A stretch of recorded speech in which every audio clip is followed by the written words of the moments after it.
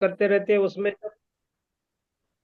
नमस्कार। मैं आओ तापी नदी को जाने इस वेबिनार सीरीज में आप सभी का तहे दिल से स्वागत करता हूँ। इस वेबिनार को शुरू करने के पहले एक थोड़ा सा बैकग्राउंड रखना चाहूँगा। हमारे मेंटर डॉक्टर राजेंद्र सिंह जी, उनसे प्रेरणा लेकर हमारे महाराष्ट्र जल बिरादरी के हमारे सीनियर मेंटर विनोद बोधनकर और नरेंद्र चुग सर, इन्होंने जब कोरोना शुरू था तब ऑनलाइन यात्रा शुरू की जिसका नाम रखा था आओ नदी को जाने। और उस यात्रा में लगभग 44 वेबिनार हुए। और उस वेबिनार में पूरे भारत से अलग अलग एरिया से जो भी जल जंगल जमीन जानवर इस क्षेत्र में काम कर रहे हैं ऐसे महानुभाव को इनवाइट किया गया। 100 से भी ज्यादा महानुभाव उसमें जुड़े और मेरा सौभाग्य था कि मैं भी वो अटेंड कर पाया। और वो यात्रा शुरू थी तभी तय हुआ कि हम फिजिकल यात्रा निकालते हैं महाराष्ट्र के नासिक जिले के त्र्यंबकेश्वर से लेके वर्धा तक। लेकिन कोरोना सेकंड वेव के वजह से वो यात्रा हो नहीं पाई। तो हमारे सारे महाराष्ट्र जल बिरादरी ने तय किया कि क्यों ना हम ऑनलाइन डिस्ट्रिक्ट संवाद यात्राएं शुरू करते हैं। तो फिर अप्रैल 2021 में हमने ऑनलाइन डिस्ट्रिक्ट संवाद यात्रा शुरू की। और हर जिले के हर एवरी सैटरडे और संडे एक जिले को मिला। ये यात्रा की शुरुआत नासिक जिले से हुए। नासिक, जलगांव, नंदुरबार, धुलिया, ऐसे करते करते महाराष्ट्र के 36 जिलों की यात्रा कंप्लीट की ऑनलाइन के माध्यम से, जिसमें जो भी उस जिले में कार्य करने वाले महानुभाव है उनको आमंत्रित किया गया। उनका क्या कार्य है वो समझने की कोशिश की गई। और ये सब होने के बाद जब 3 जिले कंप्लीट हुए, नासिक, नंदुरबार और जलगांव, तो हमारे टीम ने डिसाइड किया कि क्यों ना हम आओ तापी नदी को जाने ऐसे वेबिनार सीरीज शुरू करते हैं। तो फिर मई 2021 में इस वेबिनार सीरीज की शुरुआत की। और जिसमें हमारे जलगांव जिले के जो महाराष्ट्र में है गाड़ेगांव, जिसे मॉडल विलेज बनवाया, वहाँ के जो विलेजर्स है, एनजीओ और गवर्नमेंट, तो इस गांव के जो भी अच्छा कार्य हुआ है उससे ये वेबिनार की शुरुआत हुई। और मुझे बताने में खुशी होगी कि तीनों राज्यों से महाराष्ट्र, मध्य प्रदेश, गुजरात आज तक 150 से भी ज्यादा महानुभाव पंचो, यहाँ पर आ चुके ये हैं, बंद क्यों नहीं हो रहा? जिनके अलग अलग क्षेत्र में उनका कार्य है। किसी का जल पे ऊपर है, जंगल के ऊपर है, जमीन के ऊपर है, हनी बीज के ऊपर है। हमें कमल वाले बाबा मिले कि जो हर जगह जाके कमल का जो भी है वो तालाबों में कमल की एक्सपेरिमेंट कर रहे हैं। हनी बीज वाले भी मिले, अलग अलग ग्रुप मिले, जैसे गायत्री परिवार, art of living mission, 500 crore litre, भूजल वारकरी, प्रोजेक्ट सूरत, ऐसे अलग अलग ग्रुप भी मिले। और उनका जो कार्य चल रहा है मातापी के लिए उस समझने की अ, हमें सीखने का और समझने की मौका मिला। और आज हम इस वेबिनार तक पहुंचे हैं तो ये सारे लोगों का एफर्ट्स है। और ये सातत्य है, क्योंकि ऐसे कहा जाता है कि जब ऐसे संवाद शुरू होते तभी हम एक दूसरे को समझ पाएंगे और एक दूसरे का कार्य एक दूसरे के साथ शेयर कर पाएंगे। मैं ज्यादा वक्त न लेते हुए आज के हमारे जो अतिथि है गजेंद्र सिंह जी, इनका परिचय करने के लिए संजीव कुमार सर को रिक्वेस्ट करता हूँ। बहुत बहुत स्वागत है अशोक पवार सर, मयंक जी, सभी साथी जो जुड़े हैं उन सभी का मैं स्वागत करता हूँ। अशोक पवार सर महाराष्ट्र से है, इरिगेशन डिपार्टमेंट के एग्जीक्यूटिव इंजीनियर है। वो हमेशा हमें इस सारे सीरीज में मार्गदर्शन भी करते हैं। संजीव कुमार सर। बहुत बहुत धन्यवाद आदरणीय सर। आओ आओ तापी नदी को जाने वेबिनार के इस जुड़े सभी भाई बहनों का बहुत बहुत स्वागत, अभिनंदन। जैसा कि आदरणीय सर के परिचय के लिए मुझे सर ने आमंत्रित किया। सच्चाई तो यह है कि सर अपने आप में ऐसे चमकते सितारे हैं कि जो अपने किसी परिचय के मोहताज नहीं है। लेकिन फिर भी इस सीरीज में उनकी अपनी एक महत्वपूर्ण भूमिका है। तो आज हम अपना सौभाग्य समझेंगे कि इस ऐसे अ, महत्वपूर्ण समय, जबकि सर के दायित्वों के अनुसार जब अभी एसआईआर का जब सर्वे चल रहा हो और ऐसे समय में शायद पानी पीने की फुर्सत नहीं हो, तब पानी पर बात करने के लिए आदरणीय सर ने हमें समय दिया है। तो ऐसे अपने व्यक्तित्व के धनी आज इस वेबिनार को सुशोभित जो करेंगे, हमारे बीच है आदरणीय श्री गजेंद्र सिंह जी, जो कि 2016 बैच के आईएएस अधिकारी है और वर्तमान में आदरणीय सर जिला पंचायत नरसिंहपुर के पद को सुशोभित कर रहे हैं। इसके पूर्व सर का प्रशासनिक अनुभव एक लंबे रूप में रहा है। 24 वर्षों का आदरणीय सर का प्रशासनिक अनुभव रहा है। इनमें जो हम महत्वपूर्ण दायित्व जिनको कहना चाहिए, आज जब पंचायती राज व्यवस्था चल रही हो और एक पंचायत को जो संभाल लेते हो साहब, वो गांव के बड़े मुखिया होते हैं। और आज जो पूरे जिला पंचायत को संभाल कर भारत शासन की पूरी योजनाओं को घर घर तक पहुंचाने का निरंतर कार्य कर रहे हैं। ऐसे स्मार्ट सिटी जबलपुर में आदरणीय सर ने 2015 से 2019 तक अपनी सेवाएं दी है। साथ ही आदरणीय सर ने 2019 से 21 तक जिला पंचायत सीओ छिंदवाड़ा के रूप में अपनी सेवाएं दी है। शहरी विकास आयुक्त के रूप में 2021 से 2023 तक जो शहरी विकास विभाग होता है, इसमें आदरणीय सर ने अपनी सेवा दी है। और सिंगरौली का सर का जो कार्यकाल रहा है, वो तो हम जितना साधारण जानकारी में है कि वो स्वर्णिम युग जैसा आदरणीय सर ने वहां पर बहुत मेहनत के साथ अपना काम किया है। तो जिला पंचायत सीओ के रूप में सिंगरौली में भी आदरणीय सर ने 2023 से 2025 तक अपनी सेवाएं दी है और निरंतर रूप से अपने दायित्वों का निर्वहन करते चले आ रहे हैं। चूंकि वेबिनार की अपनी समय अवधि की अपनी सीमाएं होती है, मैं सर का परिचय ये शब्दों से तो नहीं दिया जा सकता, ऐसा मैं मानता हूं। हमारे शब्द सर का परिचय कुछ हो नहीं सकते। एक प्रकार से इस वेबिनार की फॉर्मेलिटी के रूप में हम परिचय दे रहे हैं। मैं सर से निवेदन करना चाहूंगा, बड़े ससम्मान, बड़ी विनम्रता पूर्वक, माँ ताप्ती जी के इस पावन तट, माँ ताप्ती का उद्गम स्थल है जहां से हम अभी इस वेबिनार को आपके साथ जुड़ पा रहे हैं। तो माँ ताप्ती के इस पावन नगरी मुल्ताई पी के माँ ताप्ती के इस पावन तट से आपको सभी भाई बहनों को प्रणाम करते हुए आदरणीय सर से निवेदन करना चाहूंगा कि वे अपने वक्तव्य को प्रस्तुत करने का कष्ट करें, हमें संबोधित करने का कष्ट करें। आदरणीय गजेंद्र सिंह सर। जी संजय भैया, आप बहुत सारा, आपको नमन, बहुत नमस्कार। आपने जिस तरीके से विषय रखा, और बस ये है कि एक आम नागरिक की दृष्टि से किस तरीके से हम अपने देश की सेवा कर सकते हैं और अपने आसपास के वातावरण को सकारात्मक दृष्टि दे सकते हैं और वांछित परिवर्तन की दिशा तय कर सकते हैं, ये कुछ प्रयास रहता रहा है। तो मैं माँ तापी के चरणों में वंदन करते हुए अपनी बात शुरू करता हूँ। जैसे कि मेरा विषय साथियों आज का है, जो हमारे देवगढ़ में बावड़ियों की जल संरचनाएं हैं, उस पे मैंने एक विषय रखा है। और ये मेरा अनुभव जो रहा है वो छिंदवाड़ा जिले का था। मेरा लगभग 2.25 साल का वहाँ पे कार्यकाल था। और अगर मैं कहूँ कि थोड़ा बहुत भी अगर मैं कुछ काम जान समझ पाया हूँ जल को लेके, और सारे मनीषियों के साथ बैठ के हम अगर कुछ कर पाए हो, तो मेरा मुझे लगता है कि वो स्थान छिंदवाड़ा ही था जहाँ से हमने काम की शुरुआत करी थी। मैं अवनीश जी से कहूंगा कि एक बार बहुत जो छोटा सा हमारा वीडियो है एक बार चला दें, 1-1.5 मिनट का सर है, ठीक ताकि है, मैं करता हूँ एक ही मिनट। ये अवनीश भी कर सकते हैं।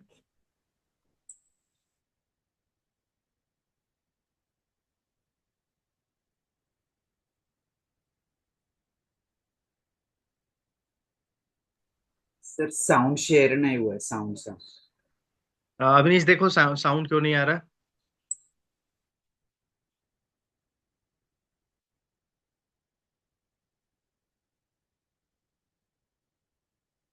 सर एक बार वीडियो शेयर स्क्रीन स्टॉप कीजिए और शेयर करते वक्त वहां पर शेयर साउंड ऑप्शन होता है।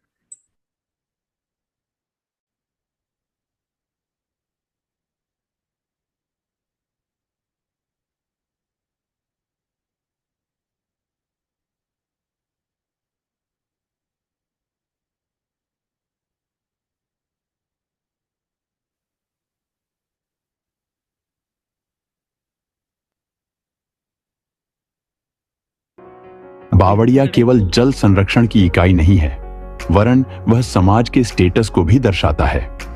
देवगढ़ की जल संचयन प्रणाली भारतीय पुरातन जल विज्ञान का एक दस्तावेज है, जो हमें आज के आधुनिक समय में जल प्रबंधन को समझने का एक अवसर देता है। देव नदी के इस छोर में और कभी उस छोर में कभी कभी 20 से 40 मीटर की दूरी पर स्थित यह सैकड़ों की संख्या में बावड़ियां एक कौतुक पैदा करते हैं, और इनके पूरे क्रियाशील होने से देव नदी भी सदा नीरा हो गई है। लगभग 400 वर्ष या उससे भी अधिक पुरानी जल संरचनाएं, जो अत्यंत व्यवस्थित और विचारपूर्ण ढंग से बनाई गई हैं, जल संग्रह, जल संचयन और समाज के लिए उसे सहेजने का उदाहरण प्रस्तुत करती है। 800 कुएं, 900 बावड़ी और 1000 मंदिर की कहावत वाला देवगढ़ जल संचयन की एक शानदार मिसाल है।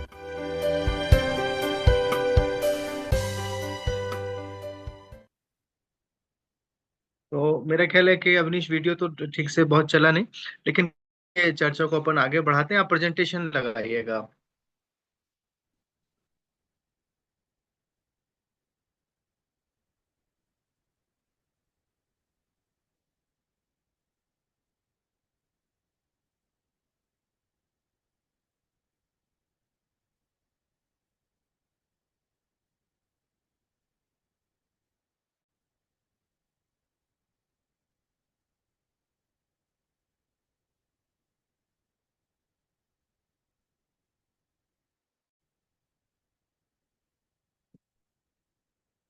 साथियों, जैसे कि मैं आपको रिक्वेस्ट कर रहा हूँ कि देवगढ़ हमारा छिंदवाड़ा जिले में मोखेड़ जनपद का एक गांव है आज की अगर हम लोग बात करें। लेकिन देवगढ़ का अपना महत्व उसकी भौगोलिक स्थिति, उसके रणनीतिक स्थिति के कारण भी है। और अगर हम विदर्भ क्षेत्र की बात करें तो नागपुर को बसाने वाला भी जो स्थान था वो हमारा देवगढ़ ही था।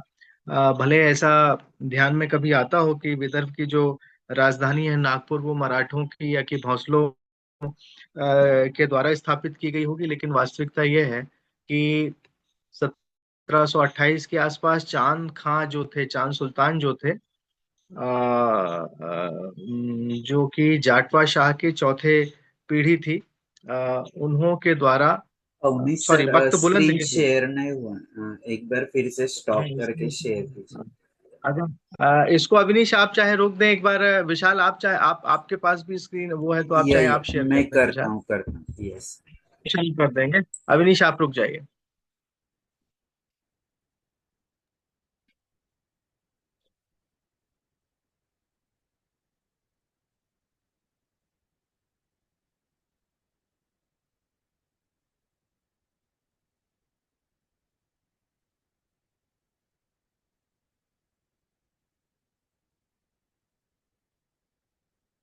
सर आ गया स्क्रीन पे।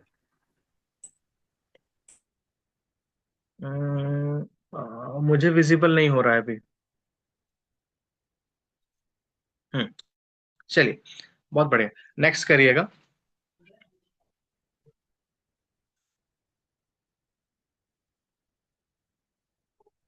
तो इसको सर फुल जैसे स्क्रीन कि कर मैं, लीजिए।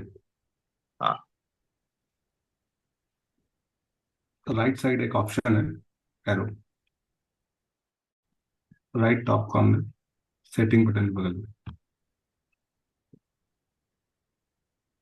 हाँ,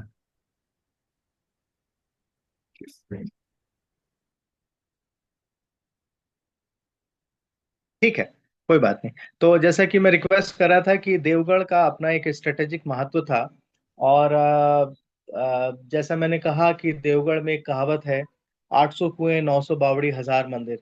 तो आप कल्पना करिए कि जब बात कहीं हो रही है 800 कुएं, 900 बावड़ी, सैकड़ों में जहाँ जल संरचनाओं की बात हो रही है तो थोड़ा कौतुक होता है।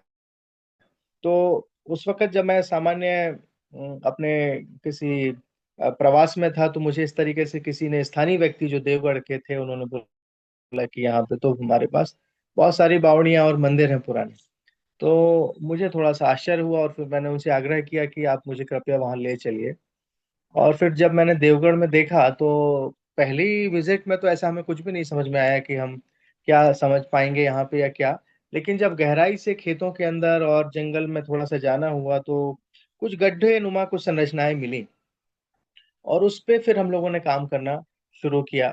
जो देवगढ़ का पूरा कहानी है, या जिसको मैं समझता हूँ कि एक पूरे नए तरीके का फलक था, एक नए तरीके से चीजों को सीखने समझने का जो मौका मिला मुझे देवगढ़ में, तो इस चीज पे हम पहले आज की स्थिति को देखने की कोशिश करते हैं कि वर्तमान में अगर हम जल की चर्चा ना करें किसी और भी मुख्य कार्य होते हुए भी, तो हम क्या करें। क्योंकि पूरा देश इस वक्त अगर देखें हम, तो जल के भीषण संकट की स्थिति से गुजर रहा है।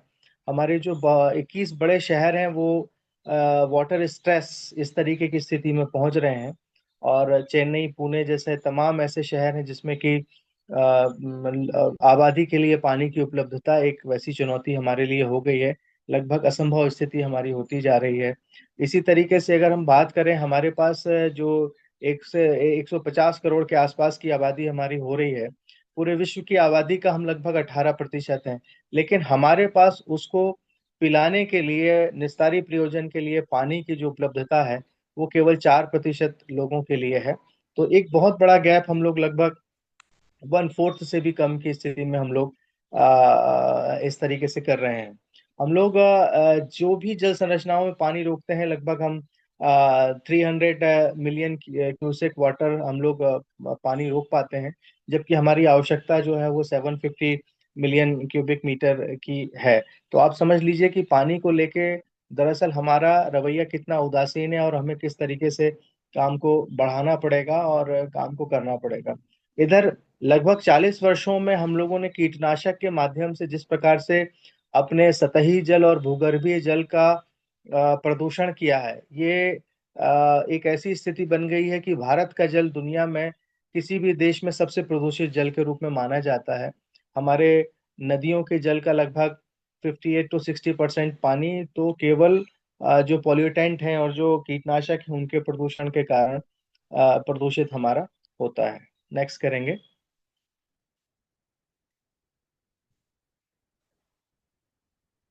हमारी निस्तारी आवश्यकता की अगर बातें पीछे थोड़ा सा करेंगे, एक स्लाइड आगे हो गया। हाँ, नेक्स्ट।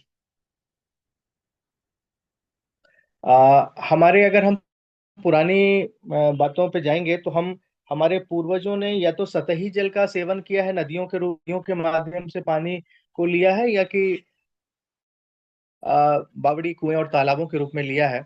और ये एक ऐसी संरचनाएं थी जो स्वाभाविक तौर पे अंडरग्राउंड वाटर और सबसॉइल वाटर को भी कहीं ना कहीं रिचार्ज करती चलती थी। और जल का उपयोग भी कहीं ना कहीं सीमित था, क्योंकि हमारे पास तालाब और नदियों जैसे स्रोत थे, तो उसमें जल संग्रहण की कोई वैसी आवश्यकता तो नहीं भी होती थी। एक और महत्वपूर्ण बात है, शायद इस पे बहुत ध्यान हम लोग अभी तक दे नहीं पाए हैं, विशेषकर जो स्टेप वेल्स हैं, बावड़ियां हैं, उसमें दिशाओं का भी बहुत ही सुरुचिपूर्ण व्यवस्थापन होता रहा था। ऐसा नहीं था कि वो रैंडमली बनी जाती थी। इस संबंध में हम लोग चर्चा कुछ आगे भी अभी कर लेंगे।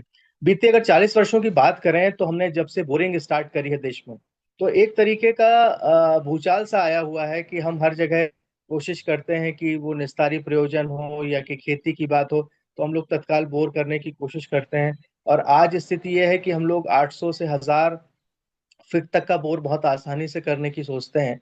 और बहुत मतलब 6 इंच से लेके 8 इंच तक के बोर करते हैं। ये एक बड़ी दुष्कर सी स्थिति है। और जब मैं ये बात बोल रहा हूँ तो हमें भूजल बोर्ड के भी अगर डेटा को हम लोग देखेंगे, तो लगभग देश का अंडरग्राउंड जल जो है वो लगभग पूरी तरीके से हम लोग खत्म कर चुके हैं। बहुत बहुत मामूली स्तर का पानी हमारे पास बचा हुआ है। नेक्स्ट करिएगा।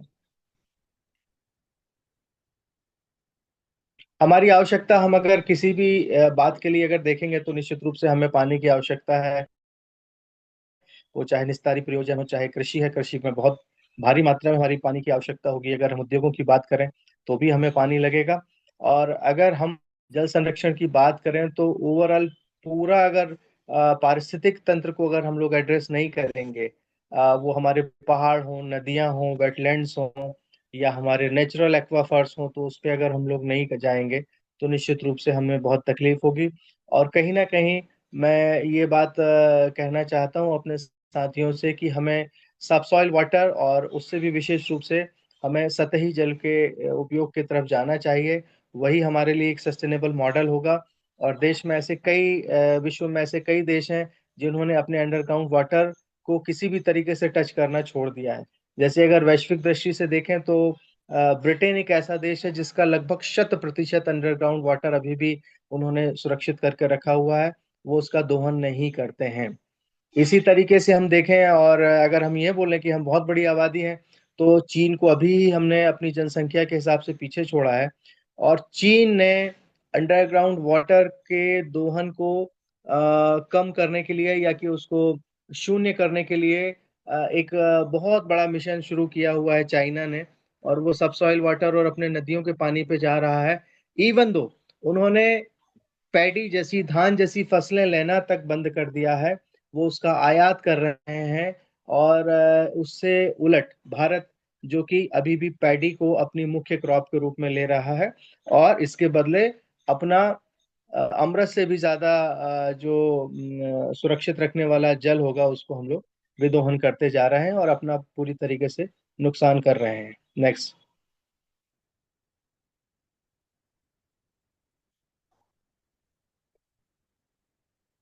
अब मैं देवगढ़ पे आता हूँ सीधा सीधा कि इस पृष्ठभूमि के साथ कि देवगढ़ में हमने नदी पे काम नहीं किया है। हमने नदी, देव नदी है वहां पर, देव नदी के पास, उसके समानांतर, उसके आसपास के सीमाओं में स्थित जंगलों में जो बावड़ियां स्थित थी उन पे मैंने काम करना शुरू किया था। और जैसा कि कहावत में फिर से दोहरा रहा हूँ, देवगढ़ में कहा जाता है 800 कुएं, 900 बावड़ी और 1000 मंदिर। तो मंदिर तो आपको कहीं ना कहीं दिख जाएंगे, कुछ 2 4 10 20 मंदिर आपको दिखेंगे पुराने। लेकिन आपको कुएं और बावड़ियां, अगर आप अभी जाएंगे तो आपको लगभग 50 60 ऐसी बावड़ियां जिसको कि लगभग 1 1.5 साल के कार्यकाल में हम लोगों ने रेस्टोर किया था, वो आपको जरूर दृष्टव्य होंगे। और उस बावड़ियों के रेस्टोरेशन से, उनके पुनरुद्धार से एक जो सबसे बड़ी बात निकल के आई कि नदी, जो देव नदी है, उसका भी पुनर्जीवन हुआ। और नदी में जो पानी लगभग दिसंबर में वर्षा काल, क्योंकि ये पहाड़ी क्षेत्र है पूरा, वर्षा काल के बाद जो नदी सूख जाती थी, उसमें मार्च अप्रैल में भी अपनी आवश्यकता के अनुसार पानी वहां पर हमने देखा है उसी कालखंड में। तो ये कुछ कहानी देवगढ़ की है। नेक्स्ट करेंगे।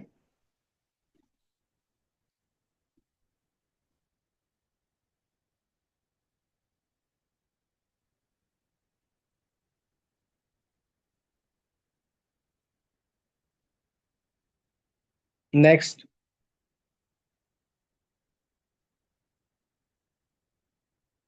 सर आ गई नेक्स्ट स्लाइड, आपको नहीं आ रही है? आगे स्लाइड नहीं हो रहा है। नहीं, आ गई है नेक्स्ट स्लाइड, आपके यहाँ पर चेक कीजिए, आ गई। अच्छा, एक बार ये रुकिएगा।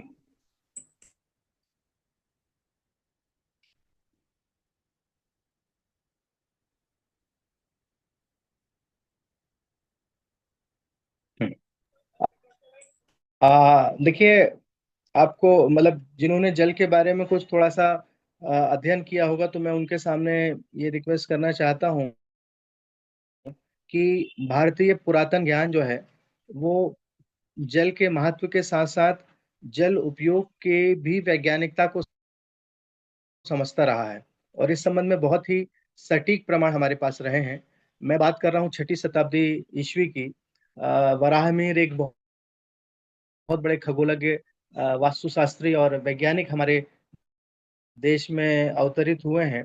और उन्होंने अपने ग्रंथ बृहत संहिता में एक 53rd एक चैप्टर है, उसमें करीब 120 करीब अध्याय हैं, 2 वॉल्यूम में वो बुक है। उसमें दकारगल अध्याय करके लिखा है। उसमें उन्होंने जल की उपलब्धता भूगर्भीय और सतही तौर पे कैसे होगी, इस पे बड़ा प्रमाण दिया है। दकारगल अध्याय में उन्होंने स्पष्ट रूप से जो बात लिखी है कि पृथ्वी पे जो 10 दिशाएं हैं, पूर्व पश्चिम उत्तर दक्षिण ईशान नैऋत्य वायव्य और आग्नेय, ये जो, और फिर मतलब मतलब आसमान और पाताल, ये जो 10 दिशाएं हैं, इनमें पानी जो भूगर्भीय जल चलता है वो पूर्व पश्चिम उत्तर दक्षिण इन दिशाओं में चलता है। हॉरिजेंटल और वर्टिकल अगर हम कहें, या कि एक्स वाई एक्सेस में चलता है ये जल। लेकिन इसके भिन्न जो 4 दिशाएं हैं, ईशान नैऋत्य वायव्य और आग्नेय, इनमें पानी अंडरग्राउंड नहीं चलता होता है। तो ये पृथ्वी के घूर्णन और इस तरीके की जो भी व्यवस्था होगी उस आधार पर तय होता है। तो हमारे पूर्वज 1500 साल पहले भूगर्भीय जल के बारे में बहुत सटीक प्रमाण रखते थे। उस दकारगल अध्याय में इस बात का भी स्पष्ट प्रमाण है कि कहाँ किस पेड़ के तराई में, किस पेड़ के नीचे कितनी गहराई में पानी मिलेगा। यदि मिट्टी इस प्रकार की है तो पानी कितनी गहराई में मिलेगा, यदि 1 फीट खोदने पे मेंढक मिलता है तो पानी आपको कहाँ मिलेगा। ऐसा सैकड़ों के आसपास उन्होंने प्रमाण बहुत गहराई से दिए हैं। अब मैं इस पूरे महर्षि वराहमिहिर के ज्ञान को आप नेक्स्ट कर देंगे तो अच्छा रहेगा। अगर इस पूरे जो एपिसोड है दकारगल अध्याय को, उसको अगर मैं देवगढ़ पे अधिरोपित करने की कोशिश करूंगा तो आप आश्चर्य मानेंगे कि देवगढ़ में जो हमारी बावड़ियां हैं, जो देव नदी और कोसम नदी के साथ स्थापित हैं, और ऐसी बावड़ियां कभी कभी 20-20 मीटर के अंतराल में भी स्थित थीं, जिनका कि जीर्णोद्धार किया जा सका, वो बेसिकली रैंडम ना बन के पूर्व पश्चिम उत्तर दक्षिण इस तरीके के सीधे दिशाओं पर स्थित है। वो 1-2 बावड़ियां जो कि बेसिकली वर्तुल आकार की थी, या कि जो स्क्वायर कहेंगे वो वैसी थी, उससे भिन्न अगर वो स्क्वायर है या आयताकार है या चतुष्कोणीय या षटकोणीय है, तो वो सारी बावड़ियां दरअसल पूर्व पश्चिम उत्तर दक्षिण इन दिशाओं के आधार पर स्थित थी। और आप आश्चर्य मानेंगे कि मई 2020 के आसपास जब हम लोगों ने काम व्यवस्थित करना शुरू किया था, कोविड का समय था, तो उन बावड़ियों पे मिट्टी गाद पत्थर के निकालने के बाद जब हम उसके सही तल पे पहुंचे थे तो पानी वहां पे भरपूर मात्रा में उपलब्ध था, और पानी उन स्रोतों के माध्यम से प्रवाहित होता रहा था जिस जिस तरीके से उसको बनाते समय हमारे बनाने वालों ने उसको देखा होगा, समझा होगा। तो मैं ये बस स्थापित करने की कोशिश कर रहा हूँ कि बेसिकली 400 साल पहले या उसके भी पहले कालखंड में हमारे पूर्वजों के पास में भूगर्भीय जल को देखने और समझने का बहुत एक अच्छा कारगर जरिया था। आश्चर्य इस बात का भी होता है, क्योंकि इस संवाद को सुनने वाले साथी भारत देश में कई क्षेत्रों में होंगे, और सामान्य तौर पे हम लोग मानते हैं कि बावड़ियां शायद राजस्थान और गुजरात में सबसे ज्यादा पाई जाती हैं, या उन क्षेत्रों में पाई जाती हैं जहाँ पे पानी का कुछ संकट ज्यादा हो। लेकिन मैं बात कर रहा हूँ देवगढ़ की, जहाँ पर औसत जल वृष्टि अभी भी 1500-1600 मिलीमीटर होती है सालाना। तो आज से जब हम 400 साल पहले की बात कर रहे हैं तो उस समय पानी तो निश्चित रूप से कुछ और ज्यादा भी रहा होगा। सतपुड़ा का वनीय क्षेत्र है, लेकिन वहां पे जल के प्रबंधन के लिए वहां के उस समय के राजा या वहां का समाज इतना चैतन्य कैसे हो सकता है। और 20-20 मीटर से लेके कुछ और बड़े अंतराल में भी बावड़ियां थी, और एक गांव में जहाँ पे हमने ये काम किया देवगढ़ में, तो वो लगभग हमने 46 बावड़ियां और करीब 16 कुओं पे हम लोगों ने काम किया था उस थोड़े से समय में। तो मैं आपको ये गुजारिश करने की कोशिश कर रहा हूँ कि दरअसल वो जो व्यवस्थापक रहे होंगे, जो राजा रहे होंगे, जो उस समय का राजवंश रहा होगा, वो जल संरक्षण के प्रति कितना सजग था और कितना उस चीज को वो महत्व देते रहे। नेक्स्ट करेंगे। अब इन बावड़ियों के अध्ययन से जो मेरा ऑब्जर्वेशन है वो ये है कि ये बावड़ियां रैंडम नहीं है, वैज्ञानिक दृष्टि से बनाई गई हैं, दिशाओं के अनुरूप इनका विन्यास है और इनकी संरचनाएं बनी हुई हैं। तीसरी बात यह है कि बावड़ियों पे हमने काम किया और हमें उसका लाभ नदी के पुनर्जीवन पे भी मिला। और नदी को अगर अभी भी अपन लोग जाके देखेंगे तो हमें उसमें लगभग सदे पूरे वर्ष पानी हमें उपलब्ध मिलता है। उस वक्त का अगर विज्ञान की बात करेंगे तो नीचे जहाँ स्रोत था वहां पर जामुन की लकड़ी कदाचित रही होगी, उसके भी सेक्शन बनाए जाते थे और वो जब हमने इतने वर्षों बाद भी उसको देखा तो वो हमें वहां मिले थे। तो इस तरीके का पूरा एक वस्तुनिष्ठ और पूरा वैज्ञानिक दृष्टि से हमारे पास ज्ञान था। ये बावड़ी ये कोसम की बावड़ी के नाम से हम लोग इसको जानते थे। और ये छोटा सा गड्ढा था और जो आप नीचे तक देख रहे हैं ये लगभग आपकी स्थिति में जहाँ पे इसमें पानी है लगभग 20 मीटर से ज्यादा गहरी ये बावड़ी निकली थी। और एक और बात मैं साथियों को बताना चाहता हूँ कि हमारे हमारे पूर्वजों ने इन सारी संरचनाओं को पत्थर से बनाया और जुड़ाई के लिए सुर्खी और चूने का प्रयोग किया था। आज हमने सीमेंट से इन हमारे पुराने मोर्टार को रिप्लेस किया है, लेकिन सीमेंट दरअसल इसकी जगह नहीं ले सकता जो चूने की है, क्योंकि चूना एक रसायन है, प्राकृतिक रसायन है। सीमेंट मानव निर्मित है और उसकी एक उम्र है। तो हमने शुरुआती दौर में तो सीमेंट ही बनाने की कोशिश की थी, लेकिन हमको फिर बाद में लगा कि हम गलत कर रहे हैं। फिर हमने चूना भी वापरा और हमने सुर्खी भी बनाई। ये हमारे उस वक्त एक एई साहब थे, बघेल साहब, उन्होंने बड़ी महती कृपा करी और हमें सुर्खी बनाना भी सिखाया। और फिर उसके साथ हम लोगों ने काम करना शुरू किया।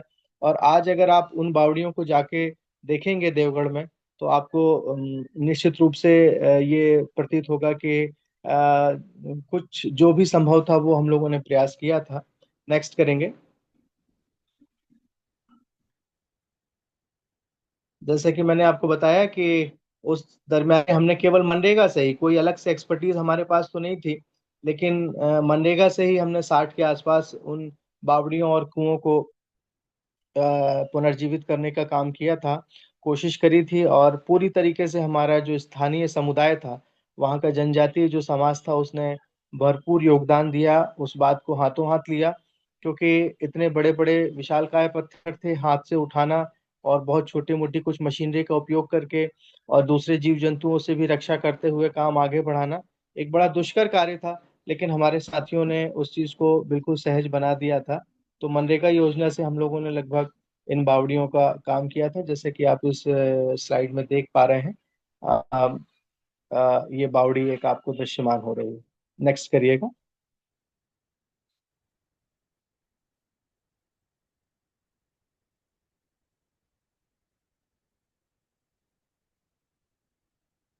एक और बात कहूंगा मैं कि हमने इसके लिए जो देश के कुछ अच्छे कंजर्वेशन आर्किटेक्ट हैं उनका भी मार्गदर्शन लिया था। एक मुनीश पंडित साहब हैं दिल्ली से, जिन्हों का कंजर्वेशन में काफी बड़ा योगदान था, वो समझते थे उस काम को। तो उन्होंने हमें चूना मोटार और इस तरीके से उपयोग करने की प्रेरणा भी उन्होंने दी थी। इसी तरीके से इस स्लाइड में आप जो देख रहे हैं ये आदरणीय प्रीति त्रिपाठी मैडम है। आप एचओडी हैं नागपुर में।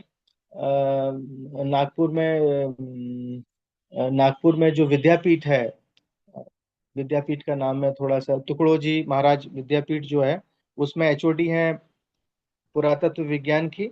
तो आपके मार्गदर्शन में भी हम लोगों ने कुछ कुछ काम को आगे बढ़ाया था। तो इन सारी प्रेरणाओं और इस सारी गतिविधियों के माध्यम से हमने इस काम को किया था। नेक्स्ट करेंगे।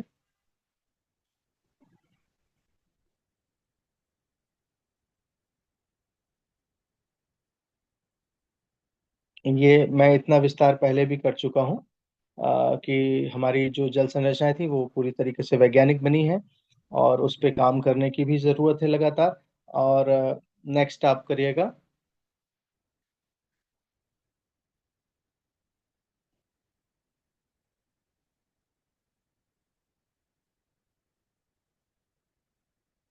अब अगर इन बावड़ियों पे क्या काम हुआ और उसके माध्यम से क्या हम कुछ अर्जित कर पाए, तो एक तो मैं ये मानूंगा कि इस पे काम करने से हमें हमारे प्राचीन साहित्य में और प्राचीन जीवन पद्धति में जल के महत्व, उसकी उपयोगिता के तरीकों पर और उसके प्रबंधन पर एक वैज्ञानिक दृष्टि का पता चला। ये भी पता चला कि सतही और भूगर्भीय जल को किस प्रकार से हम उपलब्ध कर पाएंगे। आ, आप आश्चर्य मानेंगे कि उसी देवगढ़ में कुछ स्थानों पे जहाँ बोरिंग है वहां पे फ्लोराइड युक्त पानी है, क्योंकि वो पानी कभी 200-250 वर्ग फीट से नीचे से निकल रहा है, और वो बीमारी का कारण है। जबकि हमारी जो बावड़ियां हैं उनमें पानी शुद्ध है, साल भर शुद्ध ताजा पानी आपको उपलब्ध मिलेगा, जो पूरी तरीके से आपको आपके प्राणों को ऊर्जा देने वाला है। इसी तरीके से हमने इस बावड़ियों के माध्यम से भूगर्भीय जल के भरण की क्षमता में भी विस्तार किया था। लगभग वहाँ के जो किसान थे, क्योंकि उन्हीं के खेतों में ये बावड़ियां भी थी, तो लगभग 110 एकड़ कृषि भूमि मतलब कि सिंचाई की क्षमता का भी विस्तार हुआ। संतरे के कुछ बगीचे पहले भी थे, और उसके बाद भी हम लोगों ने उनको बना के और उनको लगाने का काम किया था। पर्यटन की भी संभावनाएं वहाँ पे कुछ विस्तृत हो सकी थी। तो ऐसे कुछ कुछ कार्य थे जो मैं समझता हूँ कि इस दरमियान हो गए थे। कुछ अगली स्लाइड आप करिएगा, तो फिर कुछ और फोटोग्राफ्स हैं। इस प्रेजेंटेशन में मेरा इतना ही कुछ है। मैं एक बार जल के विषय को जानने वाले सभी विद्वज्जनों को जो आज के इस संवाद में शामिल हैं, इस वेबिनार में शामिल हैं, और निश्चित रूप से आपकी पारखी नजरों ने देश में जल की चुनौतियों पे भी दृष्टिपात किया होगा, और देश भर में अच्छे अच्छे क्या कुछ प्रयोग हो रहे हैं वो सब भी आप लोगों ने देखा होगा। फिर भी मेरा अनुरोध है कि देवगढ़ की जो जल संरचनाएं हैं बावड़ियों की, ये मैं समझता हूँ कि सर्वथा अनूठी हैं। और मुझे ज्ञान नहीं है कि देश में ऐसा भी कोई उदाहरण है जहां पर एक साथ सैकड़ों की तादाद में जल संरचनाएं बावड़ियां स्थापित हैं।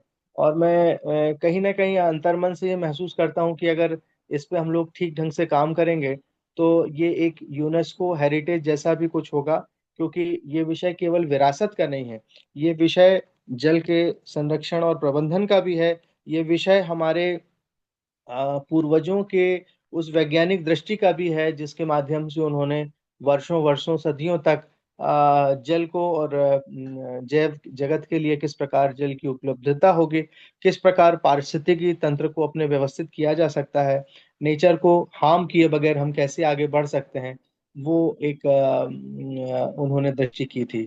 तो मैं इस पूरे आग्रह के साथ कि आज के ग्लोबल वार्मिंग और क्लाइमेट चेंज की सबसे बड़ी चुनौती के दौर में, और इस दौर में जब हमने एक ऐसा रास्ते का वर्ण कर लिया है कि जहां पर हमें अब ऐसा दिखाई नहीं देता कि मानव जीवन या कि प्राणी जीवन किस प्रकार पृथ्वी पर सुरक्षित हो सकेगा, हमारे पास पूर्वजों की दी हुई दृष्टि है। अगर हम उस पर दृष्टिपात करते हुए आगे बढ़ेंगे तो निश्चित रूप से शायद हम अपनी आने वाली पीढ़ी को भी सुरुचिपूर्ण जीवन दे सकेंगे और उनको शुद्ध जल भी उपलब्ध करा सकेंगे। मेरा प्रेजेंटेशन इतना ही था। तो आपने मुझे धैर्यवत सुना भी और ध्यान दिया, तो मैं बहुत साधुवाद व्यक्त करना चाहता हूँ। धन्यवाद।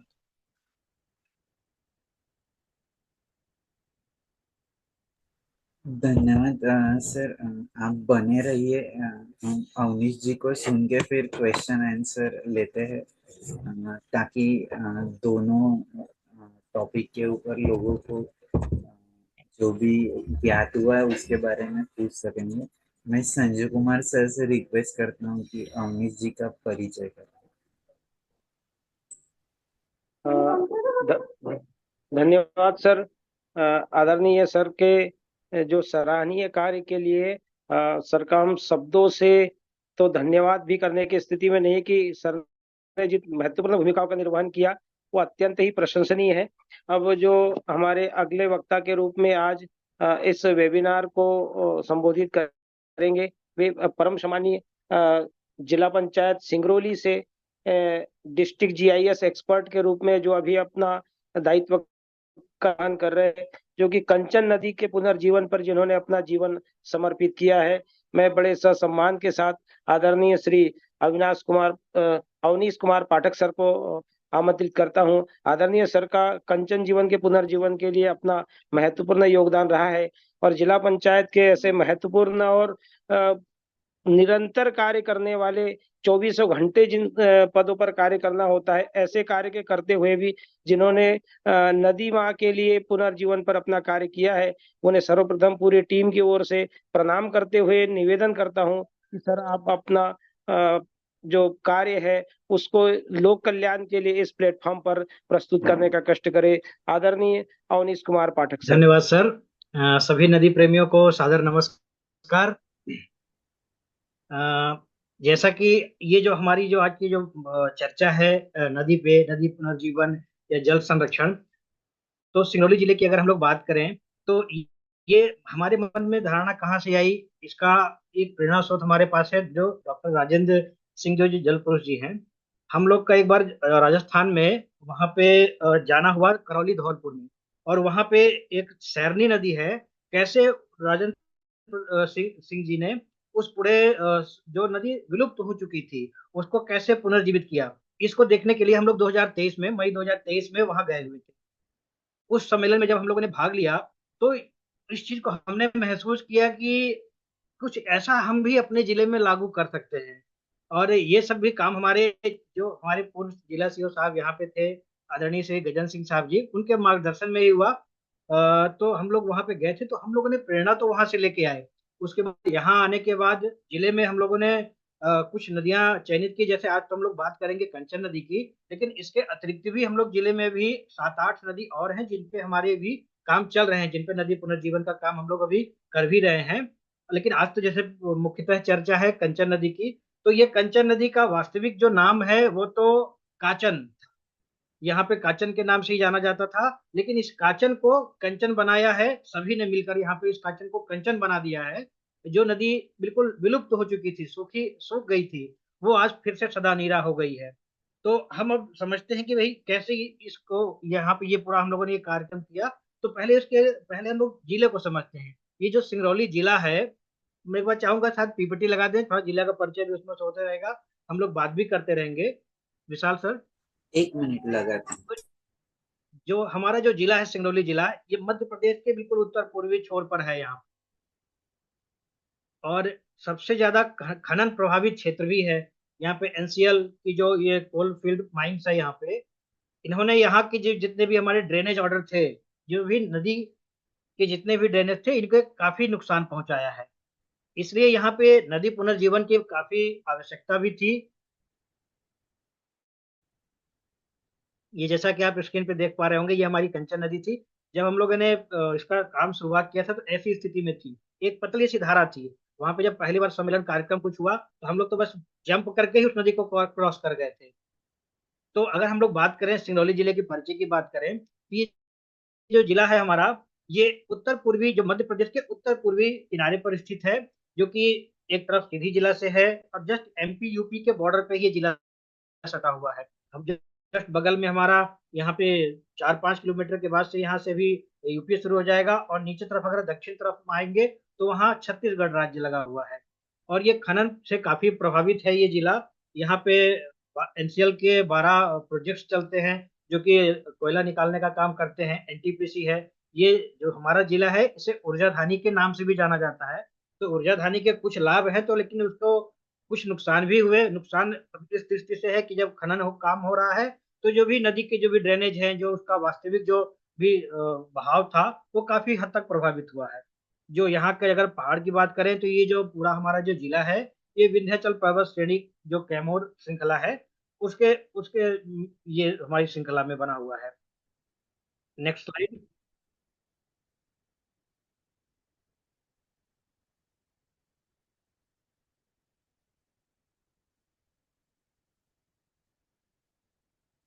अगर बात करें नदियों की, तो ये जो सिंगरौली जिला है, यहाँ पे 3 जो प्रमुख नदियां हैं, सोन नदी, गोपद नदी और रिहंद नदी, जो ये पूरे जिले को सिंचित करती हैं, जिनसे हमारा यहाँ का सबका पालन पोषण होता है।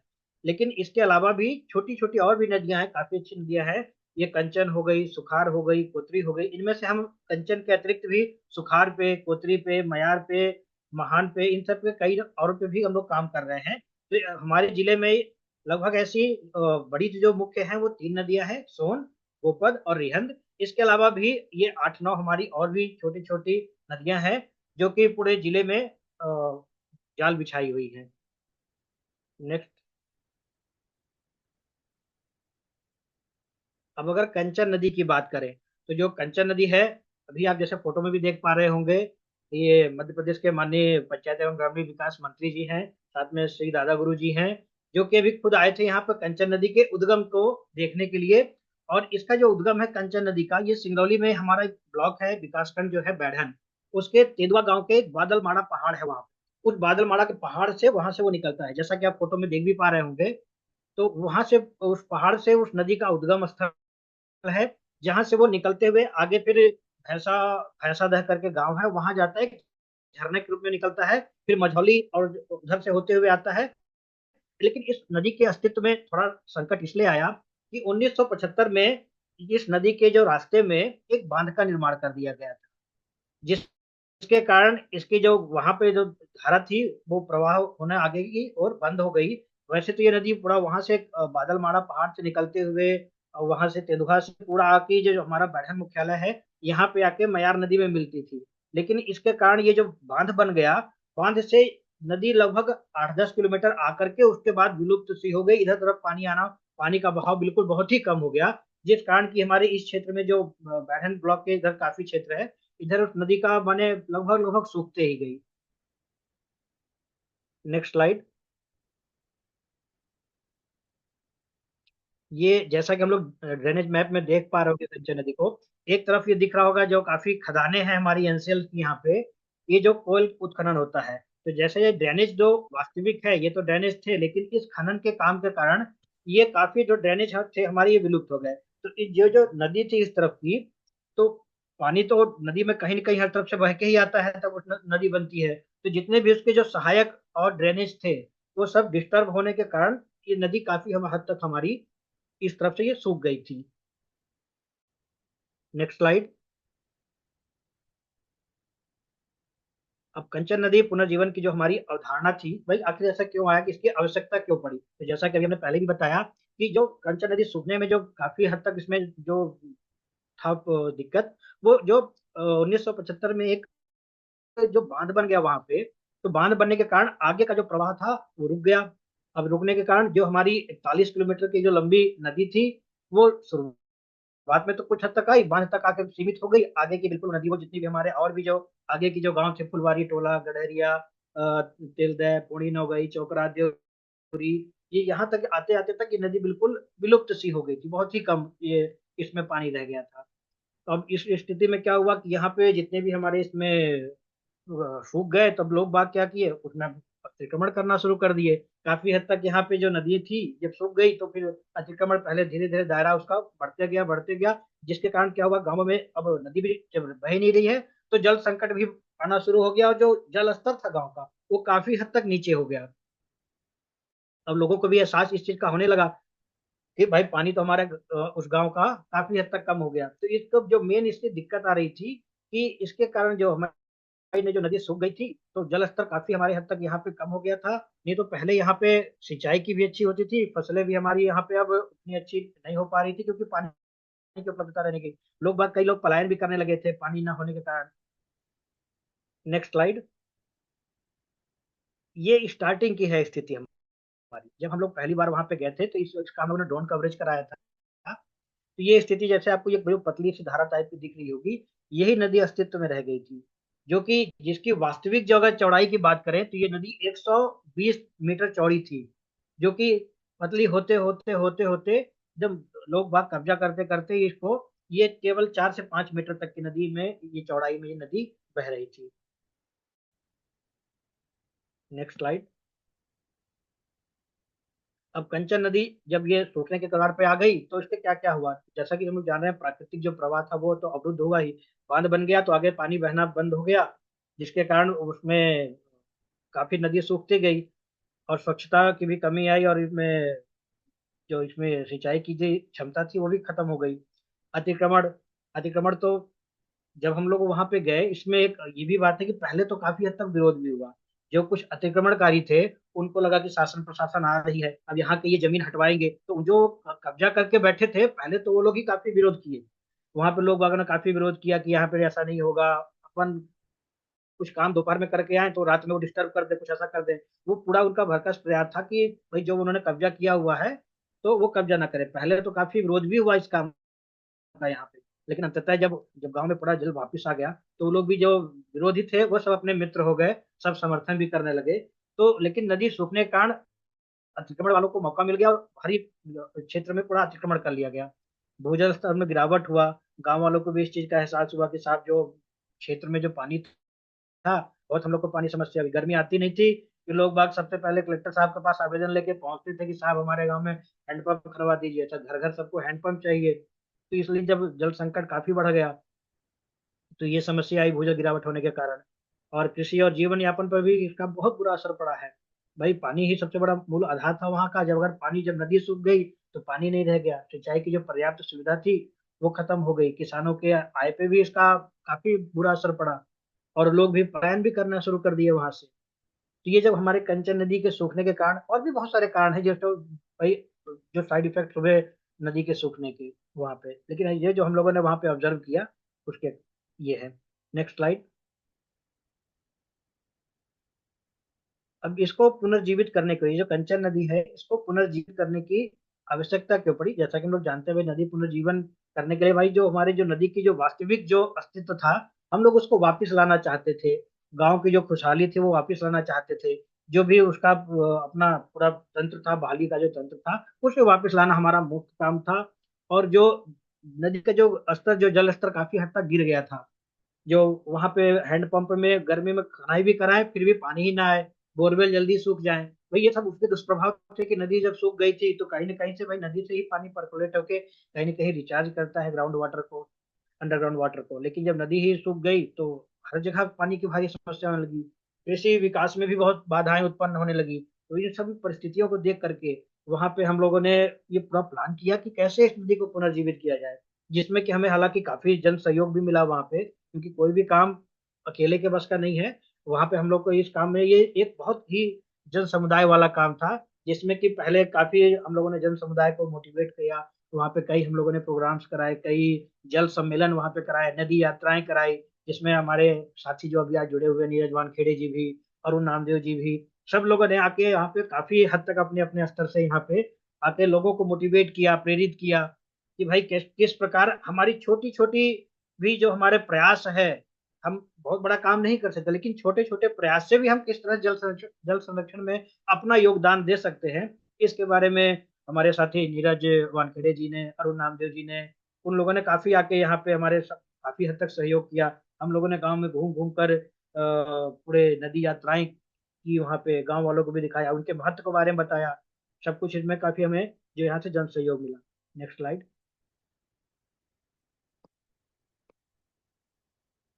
जो व्यापक उद्देश्य है, उद्देश्य तो हमारा वही था भाई, नदी चाहे कंचन नदी हो चाहे कोई भी नदी हो, उसका उद्देश्य तो हम लोग के लिए वही है कि भाई उसके जो मूल प्राकृतिक जो स्वरूप है उसका, नदी का, उसे वापस लाना, उसको सदा नीरा बनाना। कोई कोई भी नदी रहेगी तभी आगे उससे नदी से ही जितना भी वहां पे जो भी पहले से भी हम लोग जब देखते आ रहे हैं कि जहां भी मानव सभ्यता बसी है तो नदी का के ही किनारे बसना शुरू की है। तो बनी अगर हमें नदी के जो वास्तविक स्वरूप है उसको लौटाना हमारा जो था मुख्य उद्देश्य था। और जो अतिक्रमण जो कर लिए, जो नदी 120 मीटर चौड़ी थी वो अब सिमट के केवल 4-5 मीटर तक चौड़ी में इतने में बह रही थी, जो कि काफी हद तक गिर गई थी। तो हमें हमारा ये प्रयास था कि इस जो अतिक्रमण हो गया है इसे अतिक्रमण मुक्त कराना, जल तंत्र को पुनः सक्रिय करना, और जो हमारा जो पर्यावरण का जो सामाजिक हमारा जो संतुलन है उसको फिर से बहाल करना, कि कैसे हम यहाँ की जो भी संतुलन था इसको पुनः हम लोग ला सकते हैं। इन सब उद्देश्यों को ध्यान में रखते हुए हम लोगों ने नदी पुनर्जीवन के काम को, जो कंचन नदी है, इसको प्रारंभ किया। Next slide.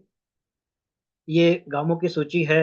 ये जो हमारे 10 ग्राम पंचायत हैं इनके अंतर्गत हमारे 26 गांव हैं जो उस नदी के जो 40 किलोमीटर की जो लंबी हमारी नदी है उसमें ये पड़ने वाले सभी गांव हैं, जो इससे काफी हद तक प्रभावित हुए थे। जहाँ पे ये नदी केवल अब नाम मात्र की रह रही थी, जो कि विलुप्त हो गई थी। तो ये हमारे गांवों की सूची है जहाँ पे हम लोगों ने काम करना शुरू किया। इन सब गाँव को चिन्हित करके, लोगों को प्रेरित करके हमने छोटे छोटे प्रयास के माध्यम से भी किया। Next slide.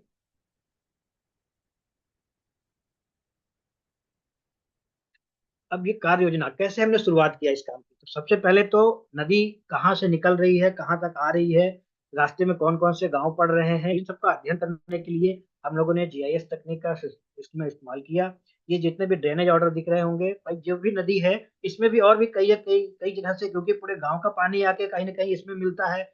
वो छोटी नदी से और बड़े नदियां, नालों से नदी ऐसे बढ़ते बनते सब जुड़ मिल के इसमें आके इस नदी में मिलते थे। तो हुआ क्या कि जब कब्जा लोग बाग करने लगे तो सभी इसमें से जो पानी आने के जो रास्ते थे, ड्रेनेज जितने भी थे, वो सब डिस्टर्ब हो गए। आधा तो खनन वालों ने प्रभावित कर दिया, आधा आतंकवादियों ने इसमें बर्बाद कर दिया। तो इन्हें वास्तविक स्वरूप में लाने के लिए हम लोगों ने पहले तो इसका एक प्लान बनाया कि भाई पानी आने का जो हमारा ड्रेनेज था कहाँ कहाँ का है। इसका एक ड्रोनोग्राफी हम लोगों ने भी कराया, ड्रोन वीडियोग्राफी जो कराया था, ये भी आप इमेज देख सकते हैं।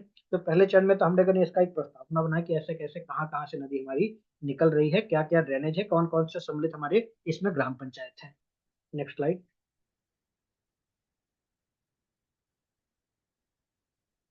और जो काम हम लोगों ने लिया इसमें रिच टू वैली के सिद्धांत पर ही हमने काम लिया कि हमेशा पानी तो हमारा ऊपर से नीचे की ओर ही आता है ना। और पानी हमें जो भी पानी को रोकना है, वर्षा जल ही जो मुख्य स्रोत है पानी का। जब भी बरसात आती है उस समय ही अगर हम पानी को रोकने के लिए, जहां से बरसात हो, ये हमारा पहाड़ी इलाका है, वहीं से हम लोगों ने रोकने का प्रयास ये किया कि पानी को पहले हम ऊपर से ही गति को धीरे करते हुए, रिच टू वैली का सिद्धांत जो वाटर शेड का भी सिद्धांत अपना है, कि हमें पानी को बहने से माने दौड़ते हुए पानी को रेंगने पे मजबूर करना है और रेंगते हुए पानी को थमने पे मजबूर करना है, ताकि वो हमारा ग्राउंड वाटर भी रिचार्ज हो सके और जल की उपलब्धता भी हमें, सतही जल भी मिल सके और ग्राउंड वाटर भी हमारा रिचार्ज हो सके। तो इसके लिए हम लोगों ने रिच टू वैली के सिद्धांत पर काम करना शुरू किया। और जो भी हम लोगों ने स्ट्रक्चर लिया, जो भी संरचनाएं शुरुआत किया, वो रिच टू वैली के ही अनुसार ही किया। हम लोग ऊपर कंटूर ट्रेंचिंग किया और गली प्लग किया, जितने भी हम लोग किया, प्लांटेशन किया, हम लोगों ने ये सबसे ऊपर से नीचे की ओर हम लोगों ने इस तरह से काम का इसमें चयन करना प्रारंभ किया। Next slide. ये जैसा कि आप सब देख भी पा रहे होंगे, ये कुछ इमेजेस हैं हमारे, ये पहला कंटूर ट्रेंचिंग का, ये गली प्लग का, गेबियन का। इस प्रकार से हमने चेक डैम जो भी हमारे बनते गए उसमें, इसमें हम लोगों ने इन सब संरचनाओं को प्रस्तावित किया यहाँ पे इस कंचन नदी वाले में। Next slide.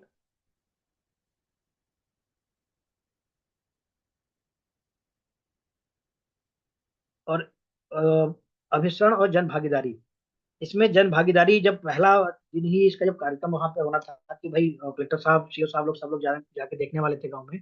तो गांव में इतना लंबा जमावड़ा लगा और सब बिल्कुल उत्सुक थे कि साहब बिल्कुल कैसे भी करके इस नदी को आप पुनर्जीवित कीजिए, हम सब मदद करेंगे, हम दिन रात लगेंगे इसमें। और सब लगे भी। लेकिन ये आप जो भीड़ देख पा रहे हैं, ये तो उसमें कुछ भी नहीं थी। उसमें पूरी जो नदी थी, एक तो नदी 4-5 मीटर में बह ही रही थी, प्लस जितनी बह भी रही थी उसमें भी इस समय खरपतवार निकल आए थे, सब कुछ काफी हद तक उसमें ये था। तो सब गांव वालों ने मिल के अपने जन भागीदारी से, जन सहयोग से किया। और उसमें फिर मनरेगा से भी हम लोगों ने काम कराया और डीएमएफ मद से भी इसमें हम लोगों को काफी हद तक मदद मिली, जो आगे के हम लोगों ने संरचनाएं कराई। लेकिन जो लोग बाग अपने से भी, बोरी बंधान के काम हो गए, कंट्रोल ट्रेंचिंग के काम हो गए, गाद निकासी का काम हो गया, ये लोग बाग वहां पे खुद अपने से बढ़ के आए और सभी ने व्यापक इसमें जन सहयोग दिया।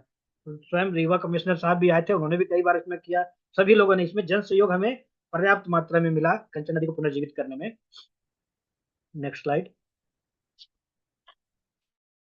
अब इसमें जो टर्निंग पॉइंट आया, ये जो हमारा था गेवियन मशीनरी संरचना, ये तो पूरा जो इसकी सोच थी, ये तो हमारे जो जिला सीओ साहब थे उन्हीं की ही सोच थी। उन्होंने ही इतना बड़ा निर्णय लिया कि इतना बड़ा असंभव काम को भी संभव बनाने का प्रयास किया, क्योंकि ये 120 मीटर चौड़ी जो कोई नदी है, उसके पानी की गति को धीरे कर पाना, उसको रोक पाना, इतना आसान काम नहीं था। भाई सभी के मन में ये डर था कि इतना लंबा चेक डैम तो बन नहीं सकता, स्टॉप डैम बन नहीं सकता, आखिर कैसे करेंगे, और बनाएंगे भी तो इसमें करोड़ों रुपए का खर्चा है।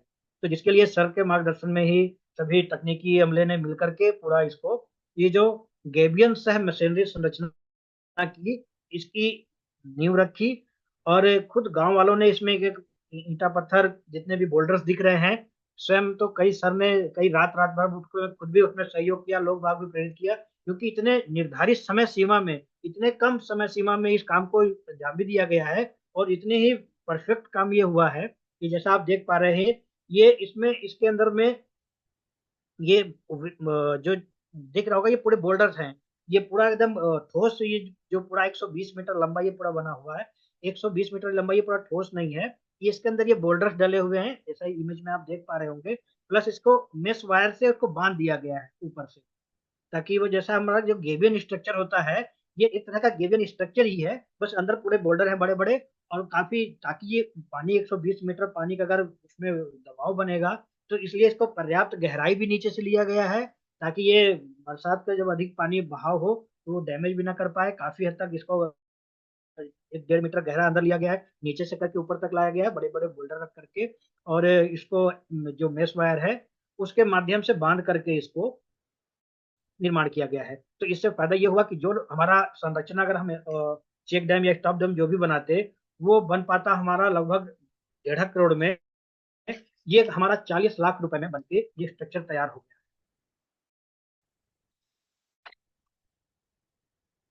ये जो संरचना है, देखिए जैसे लिखा हुआ है 120 मीटर लंबी है। ये इस छोर से उस छोर तक आपको दिख रहा होगा, ये जब बना था उस समय का तत्काल का फोटो है। ये 120 मीटर चौड़ा ये पूरा, ये लंबा, ये पूरा हमारा ये स्ट्रक्चर है, ये जो कि गेबियन से मेसेनरी स्ट्रक्चर है। और ये इसकी हाइट जो है 1.2 मीटर रखी गई है। जैसे देखिए इसमें आरसीसी की तुलना में इसकी लागत 60% कम है।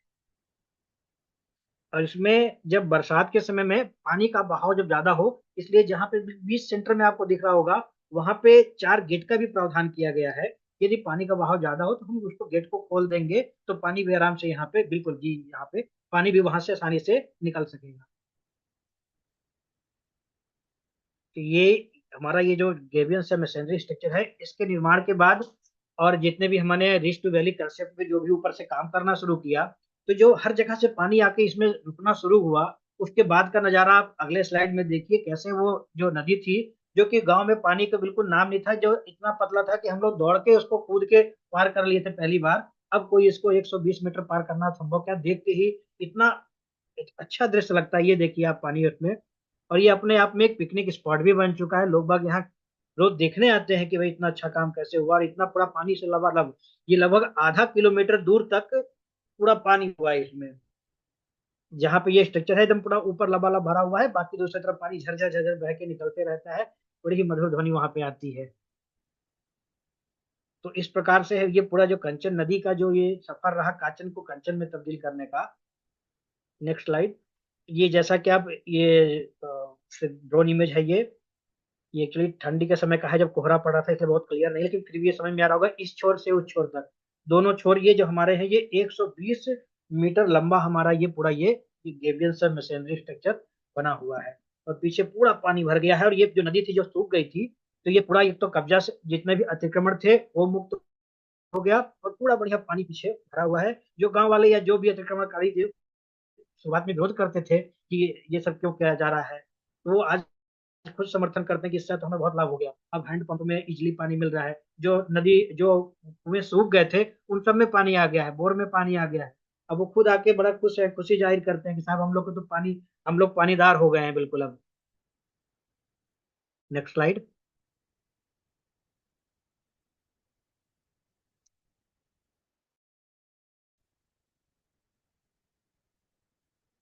Next slide. अब ये परिणाम है उसके कि होने से ऐसा क्या हुआ। तो जो नदी का जो वहां का जो ग्राउंड वाटर लेवल है, जितने में ये नदी पूरी हमारी बह रही है, ये 1.95 मीटर की इसमें बढ़ोतरी हुई है। और ये कोई आंकड़ा हम लोग अपने मन से नहीं बता रहे हैं, ये जो हमारा भारत सरकार का जलदूत जलदूत ऐप है, जो कि हर साल प्री मानसून और पोस्ट मानसून जो दर्ज किया जाता है, ये हम लोगों ने भारत सरकार के पोर्टल से डाटा को उठाया है। और उस गांव का जब हम लोगों ने एवरेज निकाला, तो हमें मालूम चला कि जो पहले की तुलना में हमारे जो हमारा भूगर्भीय जल था, उसमें 1.95 मीटर की बढ़ोतरी हुई है, जो कि प्रमाणित है। अब देखिए उससे जब जल स्तर जब ग्राउंड वाटर बढ़ा है, तो जो सूखे हुए कुएं थे, हैंडपंप थे, इनमें फिर से जल उपलब्ध हो चुका है। और अब अच्छा, साथ में ही इसमें अभी इसमें ये भी हुआ कि जब नदी के किनारे हम लोगों ने हरित पट्टी विकसित की है, और वहाँ पे साथ ही साथ मेरी नदी मेरी वाटिका के नाम से काफी लंबा चौड़ा वहाँ पे एक हम लोगों ने स्व सहायता समूह के दीदियों के माध्यम से वहाँ पे प्लांटेशन का भी काम चल रहा है।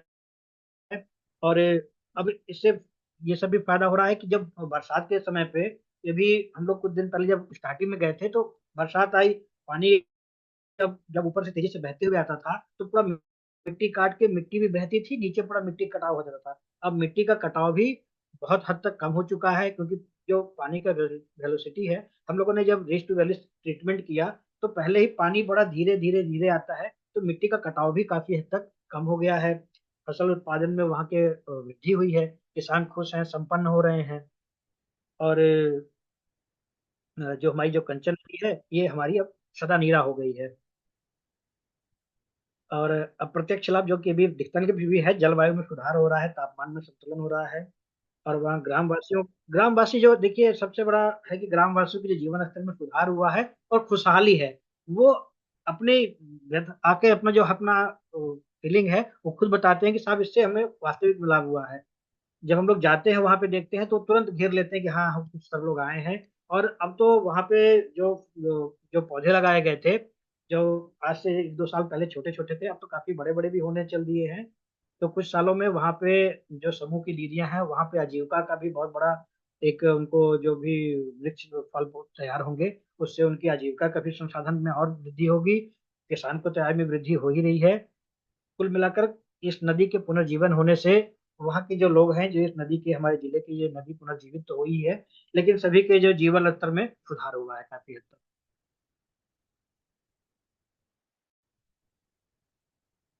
धन्यवाद।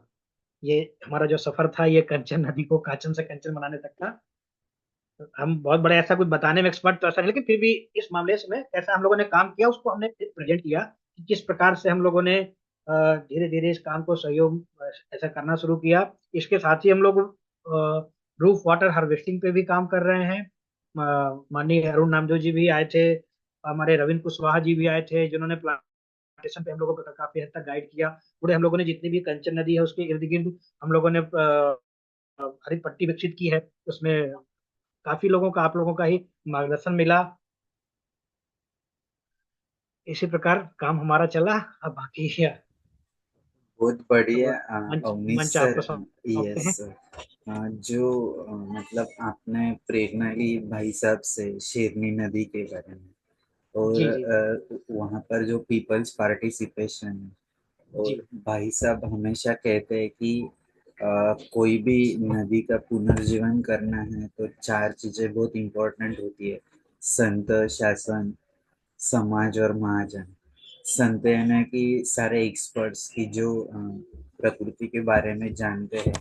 शासन यानी कि आप जैसे जो भी गवर्नमेंट में होकर भी अ, लोगों के लिए और प्रकृति के लिए काम करने वाले लोग। इसके अलावा जो भी अ, शासन में है लेकिन वो एमएलए, एमपी, मंत्री, वो सारे लोग और महाजन यानी कि सीएसआर फंडिंग, वो बहुत इम्पोर्टेंट रहता है कि कोई भी प्रोजेक्ट के लिए फंड रहा। जैसे आपने जिक्र किया कि अ, जब टेक्नीशियन थे आपके पास, तो 1.5 करोड़ का काम 40 लाख में हो सका। तो ये चीजें भी बहुत इम्पोर्टेंट होती है। और चौथा जो है कि जिनके लिए हमें काम करना है वो समाज इम्पोर्टेंट है। और जैसे कि आपने नदी में, जैसे कि हमारा जैसा वास्तव है वैसे नदी का भी वास्तव है, और उसका अतिक्रमण हटा कर उसे फिर से उसका जो ओरिजिनलिटी है वो देने की आपने कोशिश की। तो ये बहुत बढ़िया प्रयास। और विथ पीपल्स पार्टिसिपेशन, ये बहुत बड़ा एग्जाम्पल है। मैं सबसे पहले अशोक पवार सर, उनको कहता हूँ कि वो बात रखे, फिर हम सभी के लिए मंच खुला रखते हैं। अशोक पवार सर।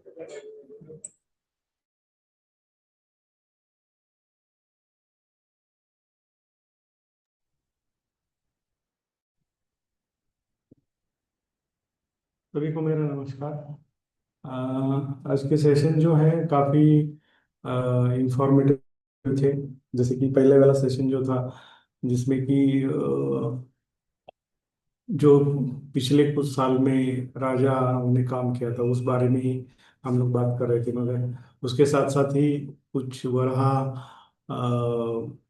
इसकी जो पौराणिक जो रचनाएं हैं उसमें भी जल संरक्षण के बारे में जो भी काम किया है उसके बारे में सर ने आज यहाँ पे बताया। वो काफी सारा, जब राजा रजवाड़ों ने किया हुआ काम जब किसी धार्मिक अनुसंधान या ग्रंथ के साथ में जोड़ा जाता है, तो वो उसमें फिर और ज्यादा दिलचस्पी लेके वो उसको वैसा ही आगे चलकर भी ठीक ठाक रख के उसको चलाना है, ये थोड़ी जिम्मेदारी बढ़ती है। और थोड़ी भारत वर्ष में तो यहाँ पे तो उस तरीके की अगर कोई रचनाएं होती तो उसमें थोड़ा धार्मिक जुड़ाव हो जाता है, और वो ऐसी जो रचना है वो आगे भी कई हजारों साल चलती रहे, उस हिसाब से काम होना ही जरूरी है। मगर होता है ऐसा कि सब लोग सिर्फ जताते हैं कि ऐसा होना चाहिए, मगर वो करने के लिए कोई सामने नहीं आता। मगर अभी जो सामने उसके बारे में जो भी उन्होंने कोशिश की है, वो सारी धरोहरें बचाने के हिसाब से वो वाकई काबिल तारीफ है। ऐसी कोशिशें, ऐसी सभी सोसाइटी के सभी घटकों से, सभी कंपोनेंट से होना चाहिए, ऐसा मुझे लगता है।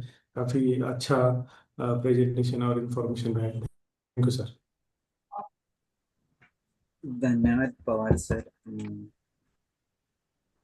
जिनको भी बात करना है प्लीज अनम्यूट करके बात कीजिए। नीरज कुमार जी है, अमृता जी है, रविंद्र सिंह जी,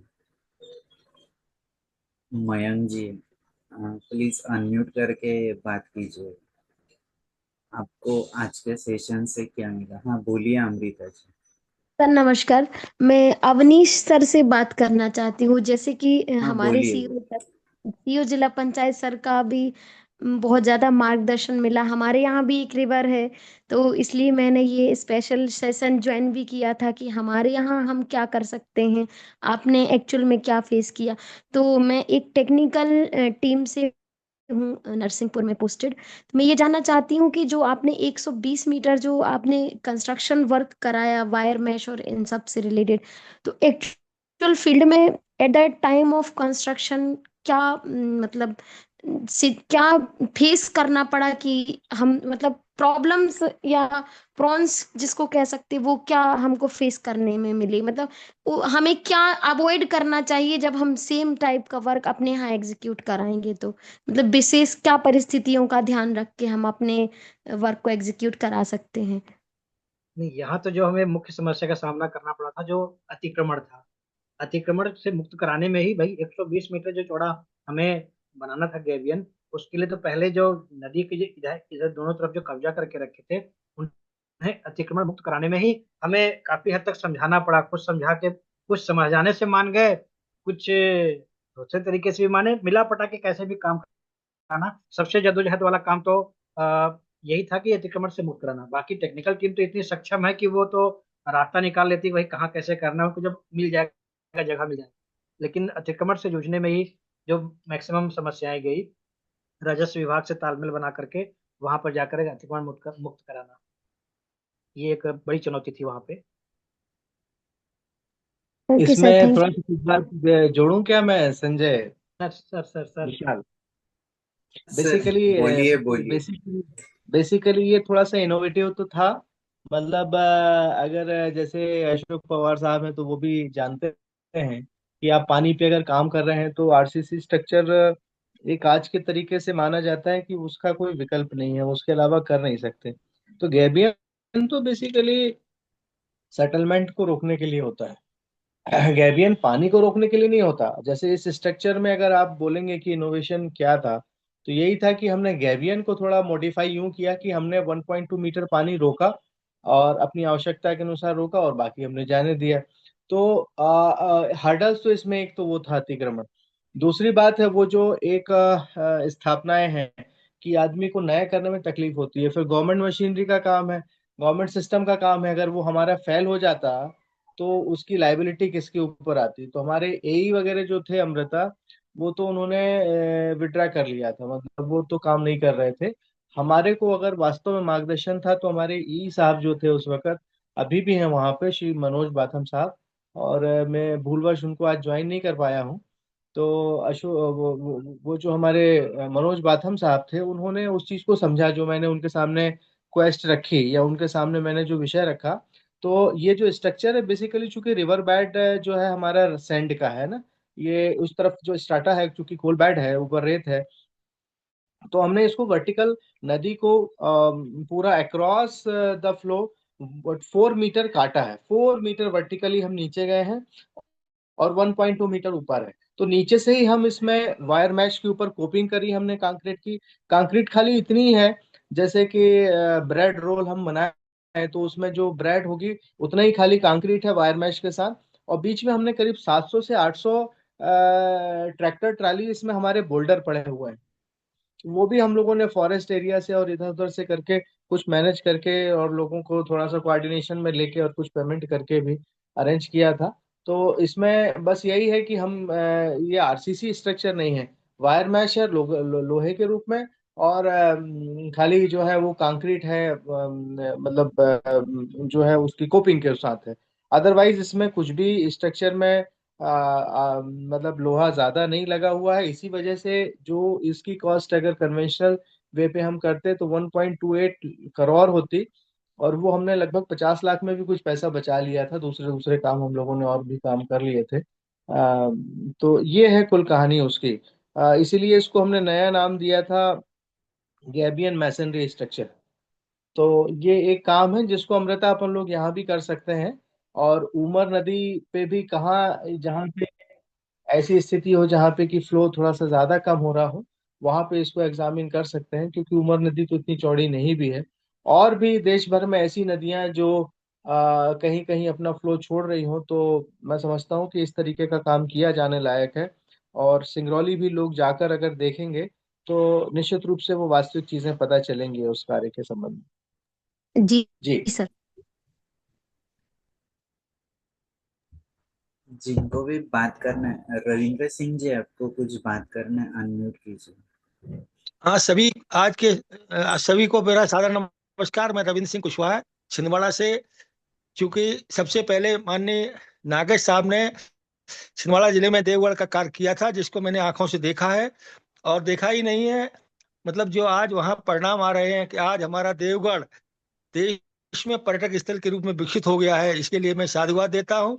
इसके साथ ही गर्मियों में, इस वर्ष भयंकर गर्मी में मुझे कंचन नदी के पुनर्भरण के लिए भी लगभग 15-20 दिन नागेश साहब ने मुझे सिंगरौली में रखा। और मैंने जो वहाँ कार्य देखे, इनके द्वारा जो जल संरक्षण और भूजल संरक्षण के और वनीकरण के जो कार्य कराए गए हैं जन सहयोग से, पूरे समर्पण से, उसके लिए भी मैं वहाँ की टीम को और सभी को धन्यवाद देता हूँ।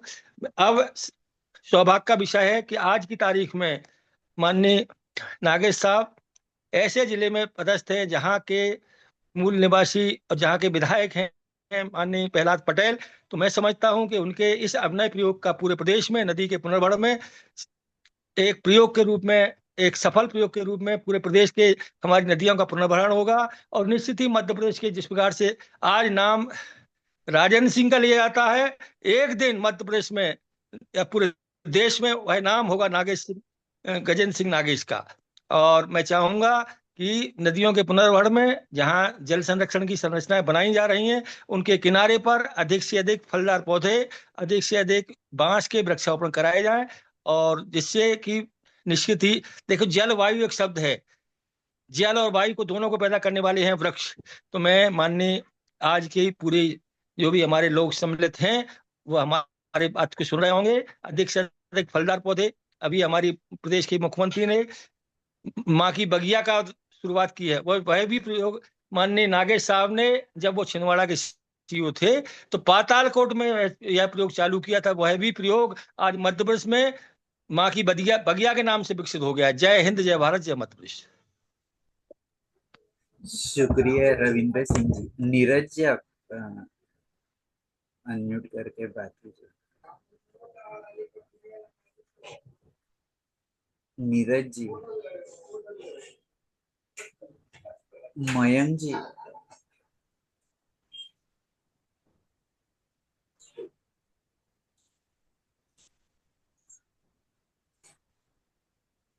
हाँ बोलिए नीरज जी। आप सभी सर, आप सभी को मेरा नमस्कार। और माननीय नागेश सर के मार्गदर्शन में मुझे बहुत सारे कार्य करने का मौका भी मिला। जैसे छिंदवाड़ा में थे उस समय हमने बावड़ियों पे भी अच्छा काम किया। उसके पश्चात हम लोग ने सर के मार्गदर्शन में हमें सिंगरौली में बुलाया गया। सिंगरौली में भी हम 20-25 दिन रहे, वहां भी कार्य किया हमने। और सर का व्यक्तित्व ऐसा है कि सर से बहुत कुछ सीखने को मिला हमें। और माननीय कुशवाहा जी भी है, तो कुशवाहा जी, अब मैं चाहता हूँ कि नेक्स्ट जो भी सेशन हो तो उसमें माननीय कुशवाहा जी को भी लिया जाए, कि जिससे उनसे भी हमें सीखने को बहुत कुछ मिलेगा। और अरविंद पाठक जी से भी मुझे बहुत कुछ सीखने को मिला, क्योंकि मैं जहां भी जाता हूँ कार्य करने या जो भी है, तो मैं वहां कुछ नया सीखने की कोशिश करता हूँ कि वहां से मुझे क्या सीखने को मिलेगा। और मैं अपने जो कार्य कर रहा हूँ जल संरक्षण पिछले 14 वर्षों से, तो उस कार्यों में मैं और क्या इम्प्रूवमेंट ला सकता हूँ और क्या अच्छा कर सकता हूँ। तो माननीय जिला पंचायत सीओ नागेश सर का भी बहुत बहुत धन्यवाद, कि उनसे बहुत कुछ सीखने को मिला, कुशवाहा जी से सीखने को मिला, पाठक जी से भी मुझे सीखने को मिला। सर आप लोगों का बहुत बहुत धन्यवाद। शुक्रिया नीरज जी। मयंक जी, रियल मी नाम से कौन ज्वाइन किए, आप अनम्यूट करके बात कर सकते हैं। संजू जी, डॉक्टर अशोक जी भी ज्वाइन किए।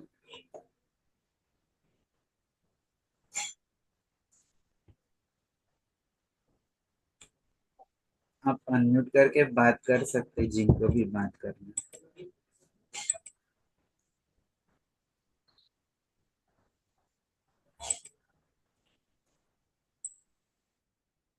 उनको कुछ दिक्कत है। गजेंद्र सर, मेरा एक सवाल था कि जो आपने बावड़ी के बारे में बोला, तो लगभग अभी तक 60 कुएं और बावड़ी दोनों मिला के किए हैं। तो वो सारे एक ही एरिया में थे क्या, अलग अलग पूरे डिस्ट्रिक्ट में थे? वो पूछना था। और नहीं नहीं, दूसरी बात, हाँ मैं हाँ, हाँ हाँ, दूसरी बात। और दूसरी बात कि अभी जो जैसे आपने बोला कि 800 कुएं, 900 बावड़ी, 900 बावड़ी और 1000 मंदिर, तो उसमें ये सारे इतने थे, उसमें सिर्फ 60 मिले या फिर बाकी मौजूद है उनका काम करना शुरू है? ये भी एक मन में सवाल। तो मैं आपसे रिक्वेस्ट कर रहा हूँ कि यही तो सबसे बड़ा कौतुक है उस पूरे क्षेत्र का, देवगढ़ का, कि ये हमने देवगढ़, चौकीगढ़ और दो गांव और जो उसी पंचायत के हैं, हमने उसी क्षेत्र में किया है। हम कहीं भी 8 वर्ग किलोमीटर से कहीं भी बाहर नहीं गए हैं, जब हमने 60 स्ट्रक्चर को टच किया है और उसमें काम किया है ना, देवगढ़ गांव में ही किया है। दूसरी बात मैं ये कहना चाह रहा हूँ कि जब मैं 800 कुएं, 900 बावड़ी, 1000 मंदिर मैंने वहां की कहावत बताई है, तो ये बावड़ियां और भी हैं जो वहां के वनीय क्षेत्रों में और अलग अलग स्थानों पर स्थित हैं। लेकिन ये भी बात सत्य है कि 400 साल बाद या उससे भी ज्यादा पहले कभी की अगर ये बनी है, तो अब ये शायद इतनी तो नहीं बची होंगी। लेकिन हाँ, 100-150 के आसपास और भी मिल सकती हैं अगर कोई चेष्टा करे। क्योंकि हमने जब पंजीयन और सर्वे का काम शुरू किया था तो 100 के आसपास हमारे पास थी। लेकिन अभी की स्थिति में उसमें कुछ अलग विशेष काम हो रहा हो, इसकी मुझे जानकारी नहीं है। लेकिन वो काम की बहुत बड़ी आवश्यकता है। उससे भी ज्यादा बड़ी आवश्यकता इस बात को लेके भी है कि शोधार्थी, जल पे काम करने वाले, पुरातत्व पे काम करने वाले और राष्ट्रीय महत्व के विषयों को देखने समझने वाले लोगों को वहां जरूर जाना चाहिए और उसको स्थापित करने का काम करना चाहिए कि कैसे वो विश्व धरोहर के रूप में स्थापित हो, कैसे वो भारत के धरोहर के रूप में स्थापित हो। क्योंकि वो हमारे प्राचीनतम जल विज्ञान, प्राचीनतम जल प्रबंधन के प्रणाली के बारे में दृष्टिपात करने का विषय होगा वहां पे। तो ये बात दरअसल उस महत्व की है, विशाल जी। और दूसरी बात, जैसे कि अपने काम करते वक्त एक तो साइंस को भी उसमें जोड़ दिया, दूसरा कि जो ट्रेडिशन है पुरानों में उसको भी जोड़ दिया, और तीसरा कि एक एज एडमिनिस्ट्रेशन अपने उसमें स्कीम जैसे कि मनरेगा वगैरह की, जिससे एम्प्लॉयमेंट भी हो। तो ये जब इकट्ठा हो जाते हैं तो अच्छा ही काम होता है। तो मतलब प्रकृतियां हमें उसके लिए बहुत मदद करती है, ऐसा अनुभव है। यही मेरा मतलब मतलब आप जब बता रहे थे तो मेरे मन में सवाल आया कि ये ढूंढना और उसे मतलब सिर्फ ढूंढ के रुकना नहीं तो काम करना, ये बहुत जिक्र का काम रहता है जो आपने शुरू करके उसे फाइनल किया भी। बहुत बढ़िया।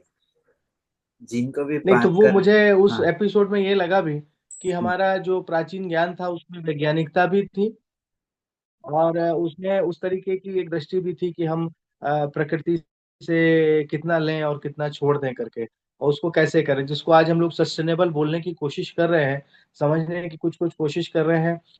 वो विज्ञान हमारे पास था, वो जीवन पद्धति हमारे पास थी, और उसको हम लोगों ने कहीं तो भी बहुत हल्के फुल्के ढंग से ही उसको हमने अपने से दूर हो जाने दिया, और हम गलत तरीके से जा रहे हैं। आज हम जो भी जीवन पद्धति का वर्णन किए हुए हैं या जल को लेके हम लोग, वो चाहे हम लोग आरओ का इस्तेमाल कर रहे हैं, लगातार हम डिटर्जेंट फ्लोराइड युक्त कर रहे हैं पानी को, केमिकल का यूज जैसे हमारा बहुत बढ़ रहा है, डिस्पोजेबल और बाकी सारी चीजें हैं, कीटनाशक है। तो वो जिस तरीके का एक रूडिमेंट्री वे है हमारा, वो बहुत ही खतरनाक है। और बिल्कुल ऐसा है कि हम बहुत ही निकट हैं बहुत गंभीर संकट के। और भारत चूंकि बड़ा देश है, बड़ी आबादी का देश है, कोई हम यूरोपियन कंट्रीज तो है नहीं जहाँ पे कुछ लाख और कभी कभी कुछ थोड़ा बहुत एक आध करोड़ के लोग हों। हम लोग तो वैसे भी 150 करोड़ हैं। तो यहाँ पे अगर कोई भी आपदा या कोई भी समस्या, वो चाहे जल जनित हो या फसल जनित हो, बहुत बड़ा इम्पैक्ट करेगी और देश में बड़ी भीषण स्थिति की कारण बन जाएगा। हम लोग अभी इस संबंध में बहुत ही हल्के फुल्के ढंग से देख रहे हैं। हमें बहुत गंभीर, बहुत सावधान, बहुत चैतन्य और बहुत ही समन्वित प्रयासों की जरूरत होगी। Yes sir. और दूसरी बात, वहाँ पर जो बायोडाइवर्सिटी उसमें भी कुछ बदलाव आया होगा ना सर? बिल्कुल। गर्मी के दिनों में जो वहां पे झाड़ियां हो जाती थी, वो उसके स्थान पे पूरा ग्रीन बैट होता था। राइपेरियन जोन जो है वो अपने आप से स्टैब्लिश हुआ। हम ऐसा कोई दावा तो बहुत नहीं करते कि किस तरीके से उसमें इनरिचमेंट हुआ होगा, लेकिन निश्चित रूप से उसमें बढ़ोतरी हुई है चूंकि हरित क्षेत्र का विकास हुआ। हमने संतरे के बागान कुछ लगाए थे और स्थानीय प्रजातियों के सब्जियां वगैरह का उत्पादन मल्टी लेयर फार्मिंग के रूप में सृजन संस्था के साथ शुरू किया था। तो ये कुछ प्रयास जरूर थे, लेकिन निश्चित रूप से जल की उपलब्धता के कारण जो रूट स्टॉक होता है वो तो अपना काम करता ही है। अमृता जी, आपको कुछ पूछना है? आपने रेज हैंड किया। जी सर, सर सर से निवेदन था कि ये जानना चाहती थी कि जब हमने प्रोजेक्ट शुरू किया था तो शुरू के पहले मतलब वो दिमाग में आया होगा कि उस काम को कैसे करना, क्या करना। तो सर प्लानिंग में मेन कितना समय लगा, मतलब उसका वर्क को जब हमने अपने उसको धरातल पे ले आए कि हमने दिमाग में सोच लिया, कागज में सोच लिया, उसके लिए सर प्रॉपर अगर प्लानिंग हो जाती है तो वो एग्जीक्यूशन भी उसका ठीक तरीके से, बेहतर तरीके से हो जाता है। तो अप्रोक्सीमेटली सर समय कितना लगा हमको, जैसे कोई प्रोजेक्ट हम एग्जीक्यूट करा रहे हैं तो इस वाले में सर जब हमारे दिमाग में आया कि हमें ये करना या इतना वो नया नवाचार जिसको हम, मैं तो सर नवाचार के तौर पे देख रही हूँ, तो नवाचार में सर प्लानिंग से लेके कंप्लीशन में सर जो टोटल टाइम कितना हमें देना पड़ा, समय। हाँ, थोड़ा सा इसमें कुछ ऐसी ऐसी भी चीजें हैं जिसमें हमने कुछ मौलिक सिद्धांतों का उल्लंघन किया। सरकारी तंत्र में काम करना थोड़ा सा ऐसा भी होता है जहाँ पे बहुत सारी चीजों की अनसर्टेनिटी होती है। तो नदी पे तो निश्चित रूप से कुछ कुछ काम हम लोग कर रहे थे, लेकिन उसका कोई होलिस्टिक प्लान हमारे पास नहीं था। हम लोगों ने सिंगरौली में बहुत बड़ी मात्रा में चेक डैम, स्टॉप डैम और मतलब है वहाँ सेचुरेशन है, चूंकि डीएमएफ और बाकी सीएसआर का काफी फंड होता है तो थोड़ा सा ट्रेंड है वहाँ, हजारों की संख्या में ये सारी चीजें। तो उसको हम लोगों ने रेस्टोर किया, उसको ठीक ठाक किया, जहाँ खराब थे उसको किया, अलाइन किया। और जैसे कि अवनीश हमारे जीआईएस एक्सपर्ट हैं, तो इन्होंने जब वाटर स्ट्रीम और लीनियामेंट वगैरह पे काम करना शुरू किया और हम समझाना शुरू किया प्रेजेंटेशन के माध्यम से, तो चीजें बननी शुरू हुई। तो इम्पोर्टेंट है जो तुम बोल रही हो कि प्लानिंग बहुत महत्वपूर्ण होती, प्लानिंग ठीक हो जाए तो फिर एग्जीक्यूशन ठीक होता है। तो ये मैं आपकी बात को बिल्कुल 100% मानता हूँ कि ऐसा ही होना चाहिए। लेकिन इस वाले एपिसोड की कहानी तो कुछ अलग है, क्योंकि इसमें हमने सबसे पहली बार मैं जब कंचन नदी पे गया था, तो वो दिन था 7 जून 1924, क्योंकि वो जल गंगा संवर्धन अभियान का समय था और हमें एक बड़ा कार्यक्रम करना था, तो हम उस खोज में गए थे। लेकिन जब नदी पे ही पहुंच गए तो फिर हमें दिखने लगा, और 8 जून को अगले दिन सुबह बड़ा कार्यक्रम था, जिसमें स्थानीय विधायक, सांसद और कलेक्टर साहब और ये सारे तमाम लोग थे, पूरे गांव के लोगों को हम लोगों ने इकट्ठा किया था। तो वो शुरुआत वहां पे हुई थी, और उसके बाद फिर गैबियन और बाकी चीजों की रूपरेखा बनी थी। तो सच कहा जाए तो हमने प्लानिंग में कोई बहुत ज्यादा समय नहीं लिया था, और आप आश्चर्य मानेंगे कि बिना किसी प्रशासकीय और वित्तीय स्वीकृति के उस काम को आधे से ज्यादा हम लोगों ने बारिश के पहले, यानी कि लगभग हम लोगों ने उसको 10, 12, 15 जुलाई तक कर लिया था पूरा। मतलब उसका फिर बाद का गेट और ये बाकी चीज रह गई थी। बहुत सारा काम बाद में भी किया है, लेकिन स्ट्रक्चर बनाने का बुनियादी काम, एक्सकेवेशन, फिलिंग और ये सारी चीजें, सारे झगड़े, 1, 2 FIR भी हुई, ये सारी चीजें भी हमने बारिश के पहले ही कर ली थी। तो जो मेरा अनुभव है प्रशासकीय सेवा का, कि आप बहुत सिस्टमेटिक काम नहीं कर पा सकते हैं। अगर आप प्लानिंग करेंगे तो एग्जीक्यूशन कोई और करेगा, और दरअसल कोई और करता नहीं है, क्योंकि उसका माइंड सेट कुछ अलग तरीके से चलता है, उसकी प्राथमिकताएं कदाचित अलग होंगी, शायद आप उसको ठीक से समझा भी नहीं पाते हैं। तो हम तो लगातार सोचते रहे, प्लान करते रहे और क्रियान्वित करते रहे। जिस दिन जो सोचा उसी दिन वो पूरा कर दिया, क्योंकि बहुत ज्यादा भी प्लानिंग करने से क्रियान्वयन में बाधा होती है। इसलिए मेरा व्यक्तिगत अनुभव यह है कि आप प्लान करते जाइए, एग्जीक्यूट करते जाइए। थोड़ा हिट एंड रन होगा, कुछ बनेगा, कुछ मिटेगा, फिर सुधरेगा, सृजन होगा, ऐसा करके हमने उन लोगों ने काम किया था। जी। थैंक यू सो शुक्रिया much sir. Sir. Neeraj ji, आपने हैंड रेज किया। सर। जी जी जी। माननीय नागेश्वर सर से सवाल था। सर, जो आप जब छिंदवाड़ा में थे, उस समय सर आपके मार्गदर्शन और आपके सहयोग से हमने 2 बावड़ियों की सफाई करवाई थी, और एक बावड़ी हमारी रह गई सर। अब उसके लिए हम प्रयासरत हैं। पिछले 4-5 सालों से हम लोग प्रयत्न कर रहे हैं, लेकिन वो बावड़ी का काम आगे नहीं बढ़ रहा पा रहा। तो सर वो थोड़ा मार्गदर्शन करेंगे कि इसको करेक्ट। किस तरह से करें कि तुरंत वो मांगेंगे। बावड़ी आगे बढ़े। धीरज के साथ विशाल, हम लोगों ने तिगांव में और सिवनी और 2-3 गांव में बहुत अच्छी अच्छी बावड़ियां हैं, चूंकि पांडुर्ना क्षेत्र में जहाँ से नीरज आते हैं, और नीरज स्वयं बहुत गहराई से इस विषय को समझते हैं, और पूरे देश में न केवल भ्रमण करके इन सारी चीजों को समझते हैं, प्रेरित भी करते हैं। तो आपने जो विषय किया है, वहाँ पे मैं जिला प्रशासन से भी बात करता हूँ। नीरज वानखेड़े, नीरज वशिष्ठ साहब अपने कलेक्टर है वहाँ पे, और जैसा आप चाहते हैं उस जी काम जी। को अपन अमल में ले आएंगे, हम मनरेगा से कर सर लेंगे। एक और हाँ। सर एक थोड़ा सा मार्गदर्शन और चाहिए था कि अगर जब आप चर्चा करें माननीय कलेक्टर महोदय जी से, तो थोड़ा जाम नदी पे भी पुनर्जीवन पे अगर विषय पर चर्चा हो जाए तो अच्छा हो जाएगा सर। मैं आज ही बात करूंगा, अभी बात करके आपको बता। जी सर सर सर। ठीक। Thank you sir. धन्यवाद नीरज जी। मयंक जी, आपने हैंड रेज किया था, आपको कुछ बात करनी है। क्या सर जी नमस्कार। सबसे पहले तो नमस्कार और धन्यवाद गजेंद्र सर जी को, जिनने मुझे इससे जुड़ने का मौका दिया।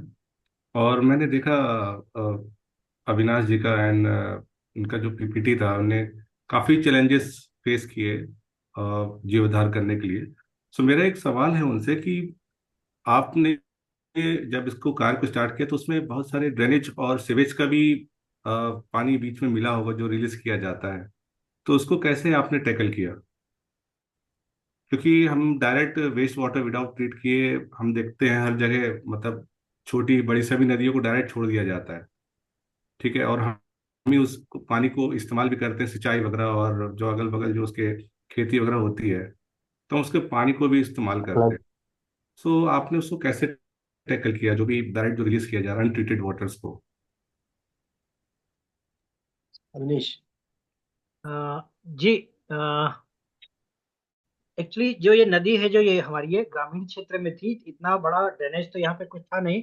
जो गांव का छोटा रहता था तो हम लोगों ने सोख्ता गड्ढा बनवा करके उनमें जो गांव का जो जनरली वहां पे बड़े औद्योगिक वैसा उसका वेस्टेज निकल के इन नदियों में नहीं मिल रहा था। तो जो गांव के जो छोटे छोटे घर हैं, उनका जो नहाते धोते जो करते हैं उसका काम, तो उसके लिए हम लोगों ने सोख्ता गड्ढा के माध्यम से उनका पानी, ताकि गांव का पानी गांव में ही रहे। ओके।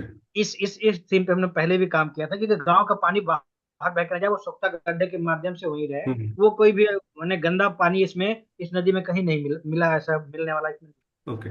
और अगर कोई चैलेंज है, कोई बड़ी नदी है अगर वो, और वहाँ पे आसपास में करीब 500-600 घर हैं और काफी सारे तो फिर देखिए ड्रेनेज सिस्टम की व्यवस्था अपने को ओके। बनानी ओके। पड़ेगी कि प्रॉपर वो पानी ड्रेनेज सिस्टम में जाए, वहां से ट्रीटमेंट प्लांट उसका बना करके पानी को ट्रीट ही करना पड़ेगा। उसके लिए तो फिर अब कोई नहीं, लेकिन ऐसे चैलेंजेस हमें यहाँ पे फिलहाल तो नहीं मिले। ओके। Thank you sir. एक चीज जरूर है इसमें, क्योंकि विशाल के और संजय भैया की बड़ी टीम है, और मयंक आप भी, अच्छा मयंक का भी मैं परिचय दे दूं। मयंक बेसिकली वेस्ट और विशेषकर वाटर वेस्ट को करने में काफी दक्षता रखते हैं विशाल। तो अभी ये बरमान इधर नर्मदा नदी पे, नर्मदा मैया पे भी कुछ कुछ काम ये लोग करेंगे। एक बात जरूर है, कंचन नदी में चूंकि एक रिलायंस का वो कुछ कभी कभी ओवरफ्लो फेंकते हैं, तो एक अजीब बात यह है उस तरफ की टाइफा जो है ना, एक प्रकार का जो सरकंडा जो है, लंबा पतला वाला फ्लैट जो है, वो काफी सारा वहां पे है, और वो हमारे वाटर बॉडी को भी ऐसा लगता है कि कभी कभी डैमेज करेगा वाटर बॉडी को, मतलब उसके जल की क्षमता को। तो टाइफा जैसे ऐसे प्लांट या ऐसा हर्ब्स जो कि बेसिकली हाई न्यूट्रिएंट वाटर में प्रवेल करता है या एग्जिस्ट कर जाता है या कर जाता है, इसके लिए अगर कोई प्रैक्टिस है देश में या कहीं भी, तो वो थोड़ा सा हमें भी बताया जाए। क्योंकि हमारे जो जल स्रोत हैं, वो चाहे कंचन नदी की बात करें या कि तिपान की बात करें या कि नर्मदा जी की बात करें, तो कहीं ना कहीं हाई न्यूट्रिएंट वाटर तो जा रहा है। वो high nutrient water chemical waste भी हो सकता है, फर्टिलाइजर भी हो सकता है, किसी उद्योग का जो है वो सीवेज, मतलब वैसा भी हो सकता है, मतलब पानी हो सकता है, उसका वेस्ट वाटर हो सकता है। तो उसको ट्रीट करने का या उसको न्यूट्रलाइज करने का कोई मॉडल अगर अशोक सर के पास भी हो तो वो भी बताएं, या कि और सर भी कुछ इस तरीके का मैं अगर जरूर नॉलेज हो। बताना चाहूंगा कि हमारे ग्रुप में 3 लोग हैं। एक उपेंद्र मुनि जी हैं जो सूरत से बिलोंग करते हैं, डॉक्टर स्नेहल डोंडे मैडम मुंबई से, और साइली जोशी मैडम। ये तीनों लोग जो है ऑलरेडी इसके ऊपर नेचुरली ये सारा without man power and external कुछ एनर्जी इस्तेमाल बिना करते हुए ये सारा वाटर ट्रीट कैसे करना है वो जानते, जानकारी रखते हैं। और उनके 1-2 प्लांट्स भी हैं, तो मैं उनका नंबर आपको जरूर शेयर करूंगा। आप उनसे विस्तार में बात कीजिए, वो जरूर सॉल्यूशन देंगे। और जैसे कि अवनीश जी ने कहा कि जब वो काम कर रहे तो वहां पर खदान भी थी। तो मेरा एक सवाल था कि जैसे कि अतिक्रमण निकालने किसानों का निकाला होगा, विलेजेस का निकाला होगा, जो देहाती है उनका, वैसे वो जो खदान मालिक है उनको भी, उनसे भी कुछ परेशानी हुई थी क्या? ये मेरे मन में सवाल है कि वो एरिया में अगर इतने सारे अगर खदान हैं तो उसमें आपको कैसे वो प्रॉब्लम सॉल्व किया? नहीं, एक्चुअली खदान से तो डायरेक्ट प्रॉब्लम नहीं हुई, क्योंकि जो खदान है वो तो एनसीएल की है। उन्होंने डिस्टर्ब जरूर किया हुआ है यहाँ पे जो यहाँ का ड्रेनेज सिस्टम है, लेकिन उनका डायरेक्ट यहाँ पे रोल नहीं है। उन्होंने जो शुरुआत की जो ड्रेनेज है जिनका पानी इसमें आता था, उन्होंने तो उसको तो डाइवर्ट कर ही दिया है, वो तो खदान चल ही रही है, उसमें तो हम लोग कुछ नहीं कर सकते थे। लेकिन जो नदी के जब बिल्कुल समीप में जो अतिक्रमण था, जो गांव वालों ने, यहाँ पे लोग लोकल वहाँ के कुछ सरहंग लोग थे, उन लोगों ने कब्जा किया, तो अपने उनसे मुक्त कराया कि भाई जो नदी जहाँ बहनी है वो तो जगह अपने को चाहिए ही चाहिए।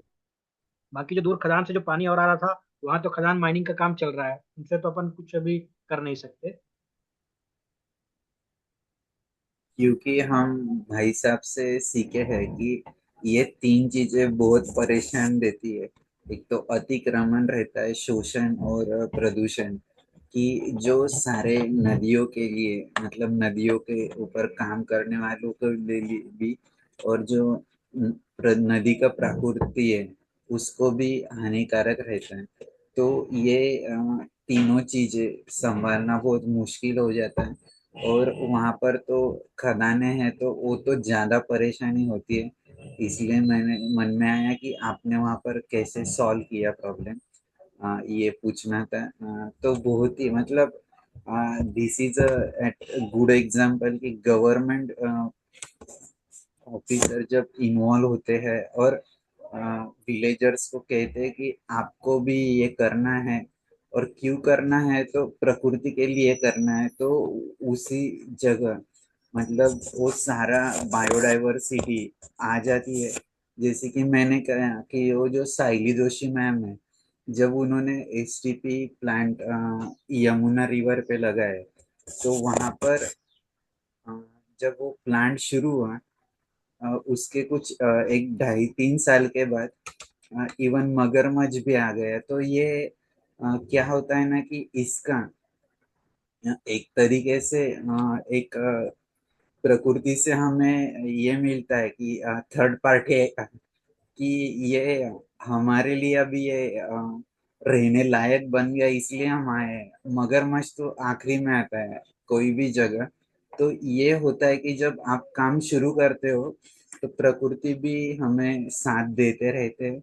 और हमारा ये मकसद यही है वेबिनार का कि इतने सारे लोगों का जब एक दूसरे का कार्य समझने लगे तो इससे संवाद बढ़ता है, और जब संवाद लगातार बढ़ने लगता है तो अभ्यास शुरू होता है, और जब अभ्यास शुरू होता है तो सहकार्य के भावना से ये ज्यादा काम और अलग अलग तरीके से कैसे कर सकते हैं, इसका रेप्लिकेशन कैसे कर सकते हैं। अभी आज जो भी ऑनलाइन देखेंगे या फिर बाद में के यूट्यूब पे देखेंगे, तो आपका मॉडल जरूर कहीं ना कहीं तो रेप्लिकेट करेंगे।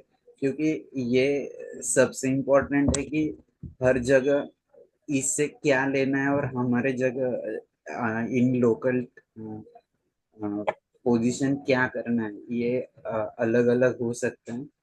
तो मुझे इतना ही कहना था, और मैं शुक्रगुजार हूँ कि आपने समय दिया और ये सब यहाँ पर आपके सारे एक्सपेरिमेंट शेयर किए, आपका अनुभव शेयर किए। मैं अभी संजू कुमार सर से रिक्वेस्ट करता हूँ कि उनको कुछ बात रखनी होगी तो रखिए। और दोनों से अवनीश सर और गजेंद्र सिंह सर से समर में आपको जो कुछ कहना है आप कह दिए, फिर हम प्रार्थना से समापन करेंगे। संजू सर, आपको कुछ बात रखनी है? नहीं सर, बहुत बहुत धन्यवाद। आदरणीय सर का उद्बोधन आज बहुत, मतलब जो एक्चुअल में होना चाहिए। और ये कहकर और ये जानकर बड़ी प्रसन्नता हो रही है कि जब जन सामान्य की समस्याओं के साथ प्रशासन के बड़े अधिकारी मिलकर प्रशासकीय आधार पर नहीं, भावनात्मक रूप से जब जुड़कर कार्य करते हैं, तो उसके परिणाम बड़े सफलतम और बड़े श्रेयस्कर आते हैं। वो उदाहरण हमें आज देखने को मिला कि आदरणीय गजेंद्र सिंह सर, आदरणीय अवनीश सर जिस प्रकार से जन भावनाओं से जुड़कर कार्य कर रहे हैं, तो वो निश्चित ही एक सराहनीय कार्य है। और हम जिस जल तत्व को बचाने के लिए प्रयास कर रहे हैं, वो अगर ये ऐसे प्रशासनिक रूप से हमें सहयोग मिलता रहे, तो इसके परिणाम जो आएंगे बड़े सुखद और बड़े सफल परिणाम आएंगे, ऐसी उम्मीद करते हैं कि, और प्रार्थना करते हैं कि भारत के सभी जो नदी माताएं हैं, सब निरंतर रूप से प्रवाहमान होगी और एक समय पुनः भारत समृद्ध भारत की श्रेणी में जाना जाएगा। सर लोगों का बहुत बहुत धन्यवाद। सर लोग कुछ और मार्गदर्शन देना चाहे, ऐसा कुछ तो सादर निवेदन। बहुत अच्छा लगा। हमारा तो आज का फर्स्ट सेशन ही था, लेकिन मेरे अभी लर्निंग मोड में ही है, तो बहुत कुछ सीखने को भी मिला। और प्रयास करेंगे कि हम निरंतर इससे जुड़े रहें। ये जो अपना अभियान चल रहा है हर संडे का, कि इससे लर्निंग हमारी भी बनती भी रहेगी। काफी कुछ बहुत अच्छा लगा सभी नदी प्रेमियों से मिल करके। ये काफी सभी के सीखने के लिए बहुत अच्छा मंच है ये। जी सर। सर, मैंने आप लोगों को मध्य प्रदेश की जो कोर टीम है उस कोर टीम में मैंने ऐड किया हूँ। क्योंकि जी आप लोगों का समय बहुत व्यस्त रहेगा, निवेदन केवल इतना रहेगा कि जब भी ऐसे वेबिनार होते रहेंगे तब बिल्कुल। हमारा एक प्रयास रहेगा कि इस मैसेज के साथ एक बार हम वॉइस कॉल करने की कोशिश करेंगे जब आपके, क्योंकि आप हम समझ सकते हैं सर, हम छोटा काम करते हैं तो कितने व्यस्त होते हैं। तो आपके पूरे जिले के कार्य होते हैं और उसके साथ में पूरे मध्य प्रदेश शासन में अपनी भूमिकाओं का निर्वहन करना होता है, तो हम आपकी व्यस्तताओं को बखूबी समझ सकते हैं। वॉइस कॉल करके हम प्रयास करते रहेंगे कि सर आपको वेबिनार के पहले सूचना मिल जाएगी, सर अगर आपके पास समय हो तो आप इसको ज्वाइन कर सकते हैं। तो ऐसा भी हमारा निरंतर प्रयास रहेगा कि हम जुड़े रहेंगे। जी सर। गजेंद्र हाँ सिंह मैं सर, आपको कुछ मैं- बात। हम्म। हाँ, मेरा बस यही है कि ये तो हमारे लिए परम सौभाग्य है कि आप जैसे मनीषियों से और जल योद्धाओं का साथ मिलेगा और सीखने भी मिलेगा। और क्या कहें, मतलब जीवन में अगर कुछ करने लायक है तो उसमें सर्व प्रमुख कार्य तो जीवन बचाने का ही होना चाहिए। तो हम बिल्कुल आपके साथ कोर में ही रहेंगे। और जब आप कोई निर्देश आदेश करेंगे, कोई चर्चा करेंगे, तो बिल्कुल साथ मिलके साथ लग के ही कार्य करेंगे। उसमें कोई दूसरा विचार नहीं होगा, जो विचार होगा वो एक ही होगा। शुक्रिया सर। मैं संजू कुमार सर से रिक्वेस्ट करता हूँ कि आज के इस सत्संग का प्रार्थना से समापन कीजिए। डॉक्टर अशोक जी, आप ही बात करने का रह गया, आपको कुछ बात रखना है। डॉक्टर अशोक जी, उनको अनम्यूट करना है। हाँ, बोलिए सर। सभी सभी को सादर प्रणाम। आज मैं पहली बार माननीय गजेंद्र सिंह सर के माध्यम से जुड़ा, काफ़ी अच्छा लगा और मुझ में भी एक नई सोच, एक नई ऊर्जा पैदा हुई है। और निश्चित तौर मैं इस टीम का सबसे छोटा और सबसे कम अनुभवी सदस्य हूँ। और मुझे एक सोर्स के रूप में काफ़ी बड़ी अप्रोच मिली है। और मैं आपको आश्वस्त करता हूँ बहुत जल्दी मैं कुछ कार्य इस दिशा में प्रगति करके और सहभागिता में मैं हिस्सा बन पाऊंगा। और सब आप सभी के प्रति साधुवाद और कोटि कोटि आभार, धन्यवाद कि जो मुझे इस अवसर का मौका मिला मुझे इस जुड़ने का। और सीओ सर का तो खैर विशेष रूप से आभार प्रकट करूंगा कि उन्होंने मुझे ये अवसर दिया आप सभी से जुड़ने के लिए। बहुत बहुत धन्यवाद सर।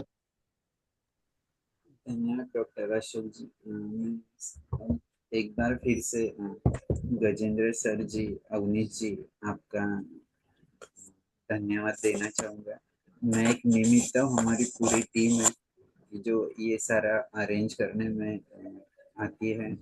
और हमारा यही प्रयास है कि जो भी आपके जैसे महानुभाव काम कर रहे हैं उनका आइडेंटिफिकेशन, जैसे कि कोई भी प्रोजेक्ट के लिए ऐसे कहा जाता है कि नोटिफिकेशन आइडेंटिफिकेशन होना चाहिए, वैसे हमारी कोशिश है कि ये आइडेंटिफिकेशन जब तक नहीं होगा तब तक हम एक दूसरे को जान नहीं सकेंगे, अपने कार्य को, एक दूसरे का कार्य पहचान नहीं सकेंगे। तो इसलिए हमारा ये प्रयास शुरू है और ये निरंतर करने की इसलिए संजय, कोशिश। हाँ। विशाल हाँ, विशाल और बोलिए सर। संजय जी से मेरा अनुरोध है कि बरमान हमारे नर्मदा मैया का एक बहुत बड़ा तीर्थ है। और अभी संक्रांति से लेके और बसंत पंचमी तक 1 महीने का बड़ा भारी मेला लगता है बरमान में, नर्मदा जी पे, नरसिंहपुर जिले में। तो उसके पहले भी अपन लोग अगर कभी ऐसा, हमको तापी की ये जो पूरी टीम है, अगर कभी हमें नदी पे कार्यशाला करने के लिए यहाँ पे अगर आए आप लोग, और कुछ ऐसा एक वातावरण अपन लोग बना सकें जिसमें कि पूरा विश्वव्यापी राष्ट्रव्यापी एक धारणा बने, तो आप कभी हमें बताइएगा। हमको ऐसा लगता है कि नदी पे कार्यशाला बरमान में, नरसिंहपुर में कहीं भी करनी चाहिए। जरूर सर, हम वो प्लानिंग करके आपसे बात करते हैं। और जरूर आपका शुक्रिया कि आपने ये कहा कि हम करने के लिए तैयार है। हमारा वही प्रयास भी अभी नेक्स्ट स्टेप वही भी है कि हर जैसे ऑनलाइन तो शुरू है और ऑनलाइन हम उन्हीं को बुलाते हैं ऐसे महानुभाव कि जो ऑलरेडी ग्राउंड पर काम कर रहे हैं, लेकिन ऐसे ग्राउंड का काम देखने और ऐसे वर्कशॉप अगर हो रहा है तो जरूर उसमें हम आगे जाने की कोशिश करेंगे। बहुत बहुत शुक्रिया सर आपके प्रपोजल का। हम सभी से बात करके आपसे फाइनलाइज करते हैं। Thank you very much. जी जी, बहुत बहुत धन्यवाद सर।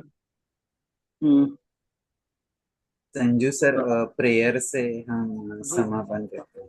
जी जी, आदरणीय सर का बहुत बहुत धन्यवाद।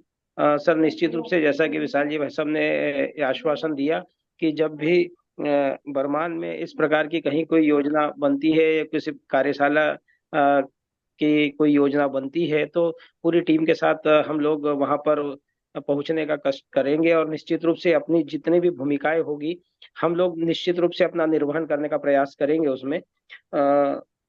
अंत में सर शुभकामना भावना के साथ में, क्योंकि हम जिस भाव के साथ काम करते हैं वो भाव ये होता है कि पुरुषार्थ तो सर हम निरंतर रूप से करते हैं और ऐसा मानते भी है कि पुरुषार्थ बहुत लोग करते हैं, लेकिन उनके बाद भी जो सुखद परिणाम आते हैं उसमें परमपिता परमेश्वर की कृपा जिन पर हो जाती है वो अद्भुत बात कृपा कही।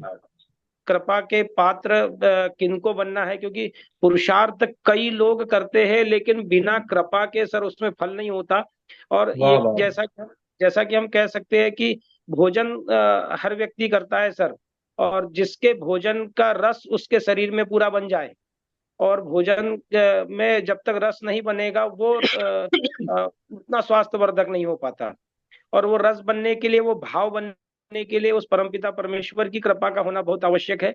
तो हम इस पूरे वेबिनार में परमपिता परमेश्वर से प्रार्थना भी करते हैं कि प्रभु वो सब लोग सुखी हो जाए जो लोग हमारे बारे में जैसा भी सोच रहे, जैसा कि FIR तक दर्ज करनी होती है, छोटे छोटे संघर्ष जो बड़े बड़े रूप लेते हैं, निश्चित रूप से वो कभी हमारे स्वभाव से, कभी हमारे प्रभाव से या और फिर वो ईश्वरीय अनुकंपा से, ईश्वरीय प्रेरणाओं से वो सारी सफलताएं प्राप्त होते रहती है। तो वो भाव हमारे मन में हो कि सभी लोग सुखी हो जाए और वो हमारे लिए जो अच्छे श्रेष्ठ कार्य है उसके लिए ईश्वर की कृपा हम सब पर बनी रहे। इस भाव के साथ सर एक प्रार्थना के साथ इस वेबिनार का समापन हम करना चाहेंगे। वेबिनार जो प्रार्थना का भाव होगा कि इस धरती पर जो न्यायपूर्ण शासन व्यवस्था हो और कोई दुखी ना हो, इस भाव के साथ में ओम स्वस्ति प्रजाभ्य परिपालयन्तां न्यायेन मार्गेण मही महिषा गोब्राह्मणेभ्य शुभमस्तु नित्यं लोकाः समस्ता सुखिनो भवन्तु सर्वे भवन्तु सुखिनः सर्वे सन्तु निरामयाः सर्वे भद्राणि पश्यन्तु मा कश्चित् दुःखमाप्नुयात्। श्रद्धां मेधां यश प्रज्ञां विद्यां पुष्टिं श्रियं बलं तेज आयुष्यमारोग्यं देहि मे हव्यवाहनम्, देहि मे हव्यवाहनम्। सभी उपस्थित परिजनों के चेतन मन में उसी परमपिता परमेश्वर का एक अंश विद्यमान है। इस भाव के साथ में उस परमपिता के उस चेतन अंश को प्रणाम करते हुए, सभी के चरणों में सादर प्रणाम करते हुए आज के वेबिनार का समापन करते हैं। सभी को प्रणाम। धन्यवाद सभी को। जय जगत। हम अगले वेबिनार में फिर से मिलते हैं और संवाद में रहते हैं। बहुत बहुत शुक्रिया सर। धन्यवाद सर।